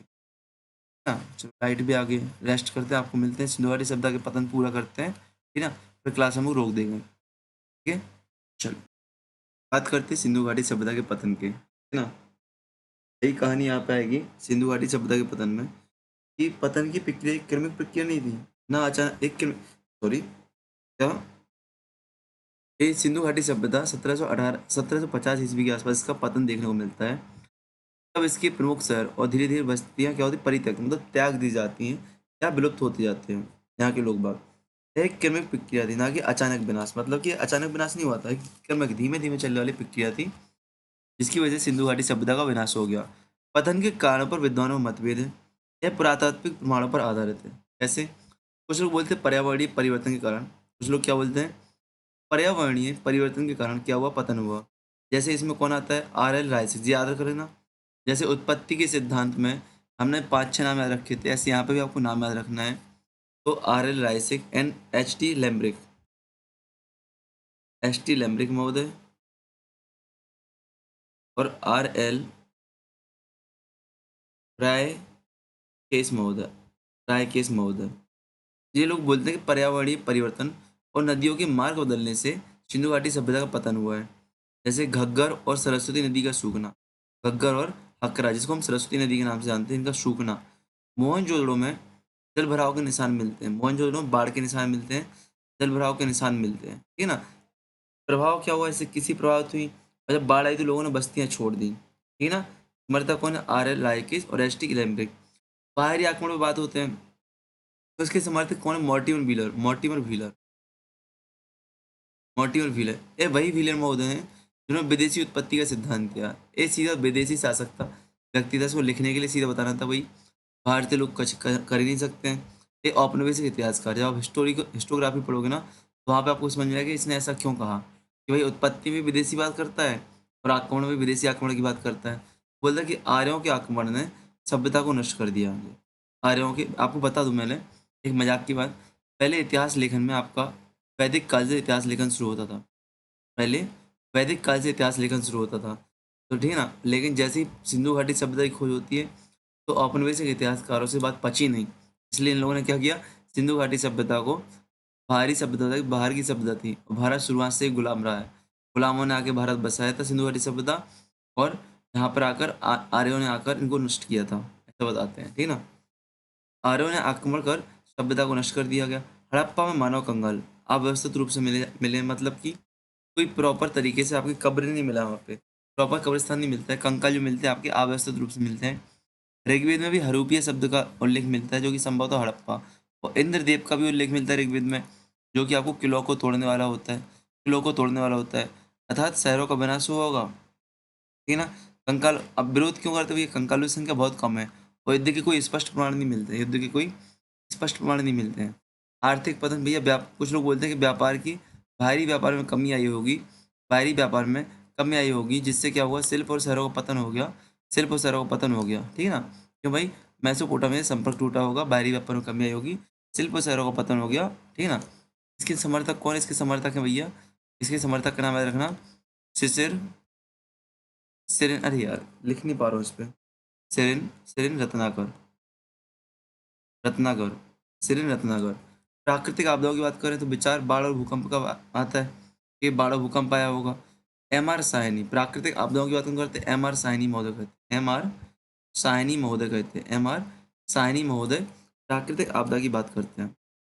बताते हैं कि मोहनजोदड़ो में बाढ़ के अवशेष, सिंधु का मार्ग परिवर्तन, मोहनजोदड़ो में बाढ़ के अवशेष मिलते हैं, सिंधु का मार्ग परिवर्तन देखने को मिलता है। प्रभाव क्या होता है, बस्तियों का विनाश हो जाता है, ठीक है ना। सामाजिक अस्थिरता, कई लोग बोलते हैं भैया कि आंतरिक विद्रोह हुआ होगा, प्रशासन जो एक रूपता दिखाई दे रही थी, केंद्रीय शासन दिखाई दे रहा था, उसमें विफलता आई होगी, ठीक है ना। आप देखो तो हड़प्पा और मोहनजोदड़ो में अवस्था के संकेत मिलते हैं। शहरी जीवन का अंत हो जाता है, अनुमान ठोस प्रभावों का अभाव है, ठीक है ना। ऐसा कोई ठोस प्रभाव नहीं है कि सामाजिक अस्थिरता आई हो। हमें 3-4 विचार हमने देखे पतन के। पहला पर्यावरणीय परिवर्तन, इसने दिया R L Rayson and HT Lambrick ने दिया। बाहरी आक्रमण का बाद मॉर्टिमर व्हीलर ने कहा है। आर्थिक पतन के बाद सिरेन रत्नाकर कहते हैं, और प्राकृतिक आपदा के बाद M R साइनी महोदय कहते हैं, ठीक है ना। पतन का स्वरूप क्या रहा होगा, पतन का स्वरूप अचानक पतन नहीं हुआ था, क्रमिक रूप से पतन हुआ था, क्रमिक रूप से 1900 से लेके 1750 तक पतन देखा गया इसका, ठीक है ना। प्रमाण आप देखो तो भैया आप देख सकते हो, हड़प्पा में मरम्मत का हुआ, यदि हड़प्पा में मरम्मत की जाती बार बार, तो हो सकता है कि सभ्यता लंबे समय तक चलती रहे। और ये बात आपको सोचनी पड़ेगी कि कोई भी चीज़ स्थायी नहीं होती है, जब तक उसका मैकेनिज्म नहीं समझा जाएगा, तो आप काम नहीं कर सकते, आप लंबे समय तक उपयोग नहीं कर सकते। इसलिए किसी भी चीज़ में सुधार की भावना होनी चाहिए। इन लोगों में मरम्मत की भावना, सुधार की भावना नहीं थी, इसलिए हड़प्पा सभ्यता का पतन हुआ। बहुत बहुत आपके लाइफ में भी ये चीज़ योगदान देने वाली है कि आप में भी सुधार ज़रूरी, नहीं तो आपका पतन भी हो जाएगा। कालीबंगा परित्यक्त, लोथल में व्यापारिक गतिविधियों की कमी धीमे-धीमे हुई। पर्यंता शहरी परिणाम क्या हुए? शहरी केंद्र छूटते गए और ग्रामीण जीवन में लोग वापसी की ओर चले गए। क्या? शहरी केंद्र छूटते गए और ग्रामीण जीवन में लोग वापसी की ओर चले गए, ठीक है ना? यहाँ पे पुरातात्विक प्रमाण में क्या देखा था भैया? हड़प्पा में कंकाल देखे थे, अव्यवस्थित अनाज भंडार का परित्याग देखा था। मोहनजोदड़ो में बाढ़ के निशान देखे थे, अव्यवस्थित घर देखे थे। कालीबंगा में सूखे के संकेत देखे थे। लोथल में जो बंदरगाह बनाया गया था उसका उपयोग धीमे-धीमे बंद हो गया। धौलीवीरा जल संरक्षण प्रणाली का पतन हो गया, ठीक है ना? आपने ऐसे कुछ कारण देखे। पतन के बाद क्या हुआ? पतन के बाद उत्तर हड़प्पा चरण आया। पतन के बाद क्या? उत्तर हड़प्पा चरण, पोस्ट हड़प्पा पीरियड आया, ठीक है ना? 1900 से 13 ईस्वी पूर्व। यहाँ पे छोटी बस्तियाँ देखी गई, छोटी बस्तियाँ देखी गई और ग्रामीण जीवन देखा गया। उदाहरण के लिए बनावली और रंगपुर में, बनावली और रंगपुर में प्रभाव क्या हुआ? वैदिक संस्कृति का उदय हुआ जो कि विवादित है। क्यों? वैदिक आर्य आपके बाहर बाहर से आए हुए थे। संस्कृति में शिल्प और नियोजन की कमी देखी गई। क्या उत्तर हड़प्पा में शिल्प और नियोजन की कमी देखी गई। यदि महत्व की बात की जाए, हड़प्पा सभ्यता के पतन के महत्व की बात की जाए, तो ऐतिहासिक परिवर्तन। भाई ऐतिहासिक परिवर्तन क्या? वापस शहरी से हम लोग ग्रामीण जीवन की ओर जा रहे हैं। कुछ कुछ तत्व वैदिक काल के बाद में भी देखते हैं। सांस्कृतिक निरंतरता में देखा जाए यदि सांस्कृतिक निरंतरता में, तो कुछ तत्व वैदिक काल के बाद, जैसे आज देख लो पशुपति शिव के रूप में पूजा होती है, लिंग योनि की पूजा, माता देवी की पूजा, है कि नहीं? विवाद का ये एकल कारण नहीं, बहु कारण, मतलब एक सिर्फ एक कारण से इसकी पतन नहीं, बहुत सारे कारण से पतन हुई है, ठीक है ना? आंतरिक और बाह्य व्यापार, आंतरिक बाह्य व्यापार की बात करें तो आंतरिक बाह्य व्यापार, सिंधु घाटी सभ्यता अर्थव्यवस्था व्यापार पर आधारित थी। सिंधु घाटी सभ्यता की अर्थव्यवस्था व्यापार पर आधारित थी, क्योंकि आंतरिक और बाह्य दोनों स्तर पर विकसित था। विशेषता की बात की जाए तो मानकीकृत बाट यहाँ से मिलते हैं, मोहरें मिलती, बंदरगाह यहाँ पे मिलते हैं। व्यापार ने शिल्प विशेषज्ञता और शहरीकरण को बढ़ावा दिया। व्यापार ने क्या किया? शिल्प विशेषज्ञता और शहरीकरण को बढ़ावा दिया। आंतरिक व्यापार की बात करते हैं। परिवार से देखें यदि, सिंधु सभ्यता के विभिन्न स्थलों क्षेत्रों के बीच वस्तुओं का लेनदेन, सिंधु सभ्यता के विभिन्न स्थलों और क्षेत्रों के बीच वस्तुओं का लेनदेन देखने को मिलता है। आंतरिक व्यापार में सिंधु सभ्यता के विभिन्न स्थलों और क्षेत्रों के बीच वस्तुओं का लेनदेन देखने को मिलता है। विशेषताएं, स्थानीय संसाधनों और शिल्प का विनिमय, स्थानीय संसाधनों और शिल्प का विनिमय देखने को मिलता है। नदी मार्ग, सिंधु और रावी के माध्यम से, और स्थलीय मार्ग मतलब नदी मार्ग से भी व्यापार होता था और स्थल मार्ग से भी व्यापार होता था। क्या हवाई मार्ग से होता था? बताओ, हवाई मार्ग से होता था? बताओ जल्दी। प्रमुख उत्पाद कौन कौन से थे? कृषि उत्पाद में गेहूं, जो चावल, कपास, शिल्प में कांस्य उपकरण, चित्रित बर्तन बनके, कच्चा माल तांबा राजस्थान से, पत्थर गुजरात से। प्रमाण की बात करें तो कालीबंगा, हड़प्पा से कालीबंगा के बर्तन मिले जो कि व्यापार के साक्ष्य हैं। लोथल से धौलावीरा के मनके मिले हैं। एक समान ईंटें मिली हैं, बाटमाप मिले हैं, ठीक है ना? केंद्र बड़े शहर और ग्रामीण स्थल, तरीके वस्तु विनिमय के माध्यम से होता था। संभावित मध्यस्थ जो होते थे, मोहरों के संकेत के माध्यम से व्यापार करते थे, संभवत मध्यस्थी होते थे। हवाई व्यापार की बात करें तो सिंधु घाटी सभ्यता विदेशी क्षेत्रों से, मेसोपोटामिया और अफगानिस्तान से व्यापार करती थी। समुद्र मार्गों से भी और स्थल मार्गों से भी उन्नत व्यापारिक नेटवर्क था। जैसे मेसोपोटामिया की कुछ आपकी मोहरें मिली हैं, और ओकिस नाम की मोहरें सिंधु घाटी से मिली है। अफगानिस्तान में आपको सोतकोई, अफगानिस्तान से आपको सोतकोई मंगाया जाता था। फारस की खाड़ी में आपको बहरीन और ओमान देखने को मिलता है, जहाँ से व्यापार होता था। मध्य एशिया से टिन के आयात, मध्य एशिया टिन के स्रोत थे। अफगानिस्तान मध्य एशिया क्या? टिन के स्रोत थे, टिन के आयात के स्रोत थे। प्रमुख वस्तुएं निर्यात क्या की जाती थी भैया? बहुत महत्वपूर्ण है। निर्यात क्या? कपास, मनके, कार्नेलियन से बने हुए, जो कि कीमती पत्थर था। लकड़ी और हाथी, कार्नेलियन बार बार पूछा गया आपके एग्जाम में, ध्यान रखना। लकड़ी और हाथी दांत। आयात की बात करें, टिन अफगानिस्तान से। लैपिस लेजी एक पत्थर है जो कि मध्य एशिया से, और सोना आपको बाहर से मंगाया जाता था, ठीक है ना? मेसोपोटामिया की मोहरें और नामक आपकी हड़प्पा से मिली है। लोथल से बहरीन के मक्के मिले हैं, मनके मिले हैं। सोतगोई से हड़प्पा बस्ती यानी कपास व्यापार, जो अफगानिस्तान का सोतगोई है, वहाँ पे एक हड़प्पा बस्ती मिली है जो कि ऐसा माना जाता है कपास व्यापारियों की रही होगी, ठीक है ना? केंद्र के रूप में आप देखो तो लोथल, सुतकंगड़ोर, धौलीवीरा। धौलीवीरा जलमार्ग से व्यापार, सुतकंगड़ोर में मकरान तट समुद्री पोस्ट थी। लोथल में डॉकयार्ड बनाया गया था जो कि समुद्री व्यापार का साक्ष्य देता है, ठीक है ना? तरीके क्या थे भैया? समुद्री जहाज होते थे, मोहरा व्यापारिक पहचान के लिए होती थी। मेसोपोटामिया संबंध, मेसोपोटामिया ग्रंथों में मेलुआ शब्द का उल्लेख है जो संभवतः हड़प्पा के रूप में जाना जाता है। ठीक है ना? व्यापार के उपकरण की बात की जाए तो बाट और माप, मोहरें, नावें, प्रमाण। ठीक है ना? एक समय जो बाट और माप मिले आपके यहाँ के बाट मानकीकृत आपके जो बाट मिले हैं वो एक समान वजन के थे, 16 के गुणज में मिलते हैं, 16 के गुणज में मिलते हैं। ठीक है ना? जो कि आपको एक व्यापार के रूप में बताते हैं। व्यापार को प्रभावित करने वाले केंद्र वही कारक वही शहरीकरण हो जाए। व्यापार को प्रभावित करने वाले कारक कौन कौन से? शहरीकरण हो जाएगा, संसाधन हो जाएगा, तकनीक हो जाएगी, नदी और समुद्र हो जाएगा। ठीक है ना? कोई इतना स्पेशल आपका यहाँ पे नहीं बचा हुआ है। ठीक है? ठीक।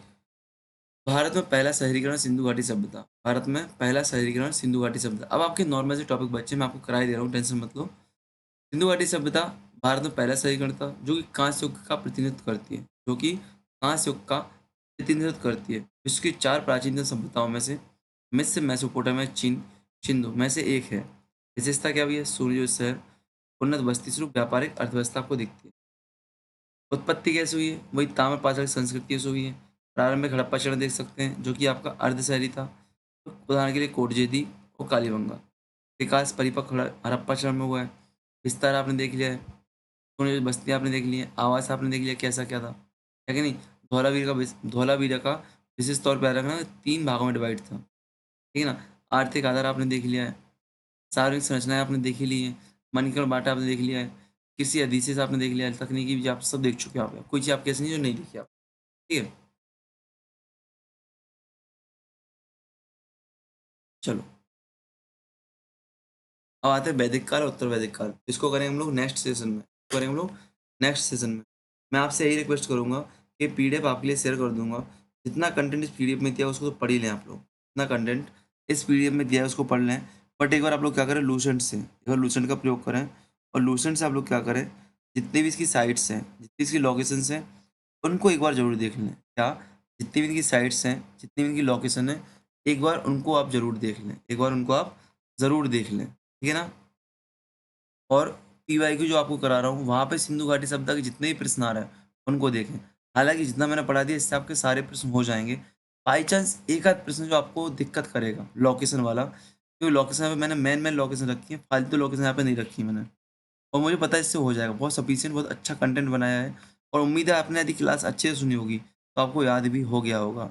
आपको याद भी हो गया होगा और कल आपका यूनिट 1 लास्ट रहेगा। कल आपका यूनिट 1 समाप्त हो जाएगा, इस बात का ध्यान दें। कल हम लोग वैदिक काल, उत्तर वैदिक काल, महाजनपद काल पूरा खत्म कर देंगे। आपका यूनिट 1 कल समाप्त हो जाएगा। मैंने 3 दिन रखे थे यूनिट 1 के लिए, आपका 3 दिन हो गया। कल 23 अप्रैल है। 23 अप्रैल को मैंने लिखा था आपके उसमें टाइम टेबल है कि 23 अप्रैल को आपको मैराथन मिलनी है, तो वही मैराथन आपकी हो गई। 3 सेशन में 3 दिन में आपकी यूनिट 3 खत्म। हम लोग यूनिट 2 पे आ जाएंगे। फिर हम लोग क्या, यूनिट 2 पे आ जाएंगे। जिम्मेदारी आपकी है कि समय के साथ आप लोग बढ़ते चलें, पढ़ते चलें, अन्यथा आप ही लोग पीछे रह जाएंगे, अन्यथा आप ही लोग पीछे रह जाएंगे। इतने नोट्स मैं आपको शेयर किए दे रहा हूँ, छाट लो पहले नोट्स इतने, आपको शेयर कर दूंगा यहाँ पे। ठीक है ना? तो बेस्ट ऑफ लक। जय हिंद, जय भारत। हाँ, लाइक कमेंट शेयर सब्सक्राइब जो भी होता है आपका क्रियाक्रम, वो क्रियाक्रम आप लोग जरूर करते चलें। वो क्रियाक्रम आप लोग जरूर करते चलें, वो कांड आप लोग जरूर करते चलें। ठीक है? चलो, तो आज के नोट्स मुझे कहाँ से, ताम्रपाषाण काल से, यहाँ से शेयर करने हैं।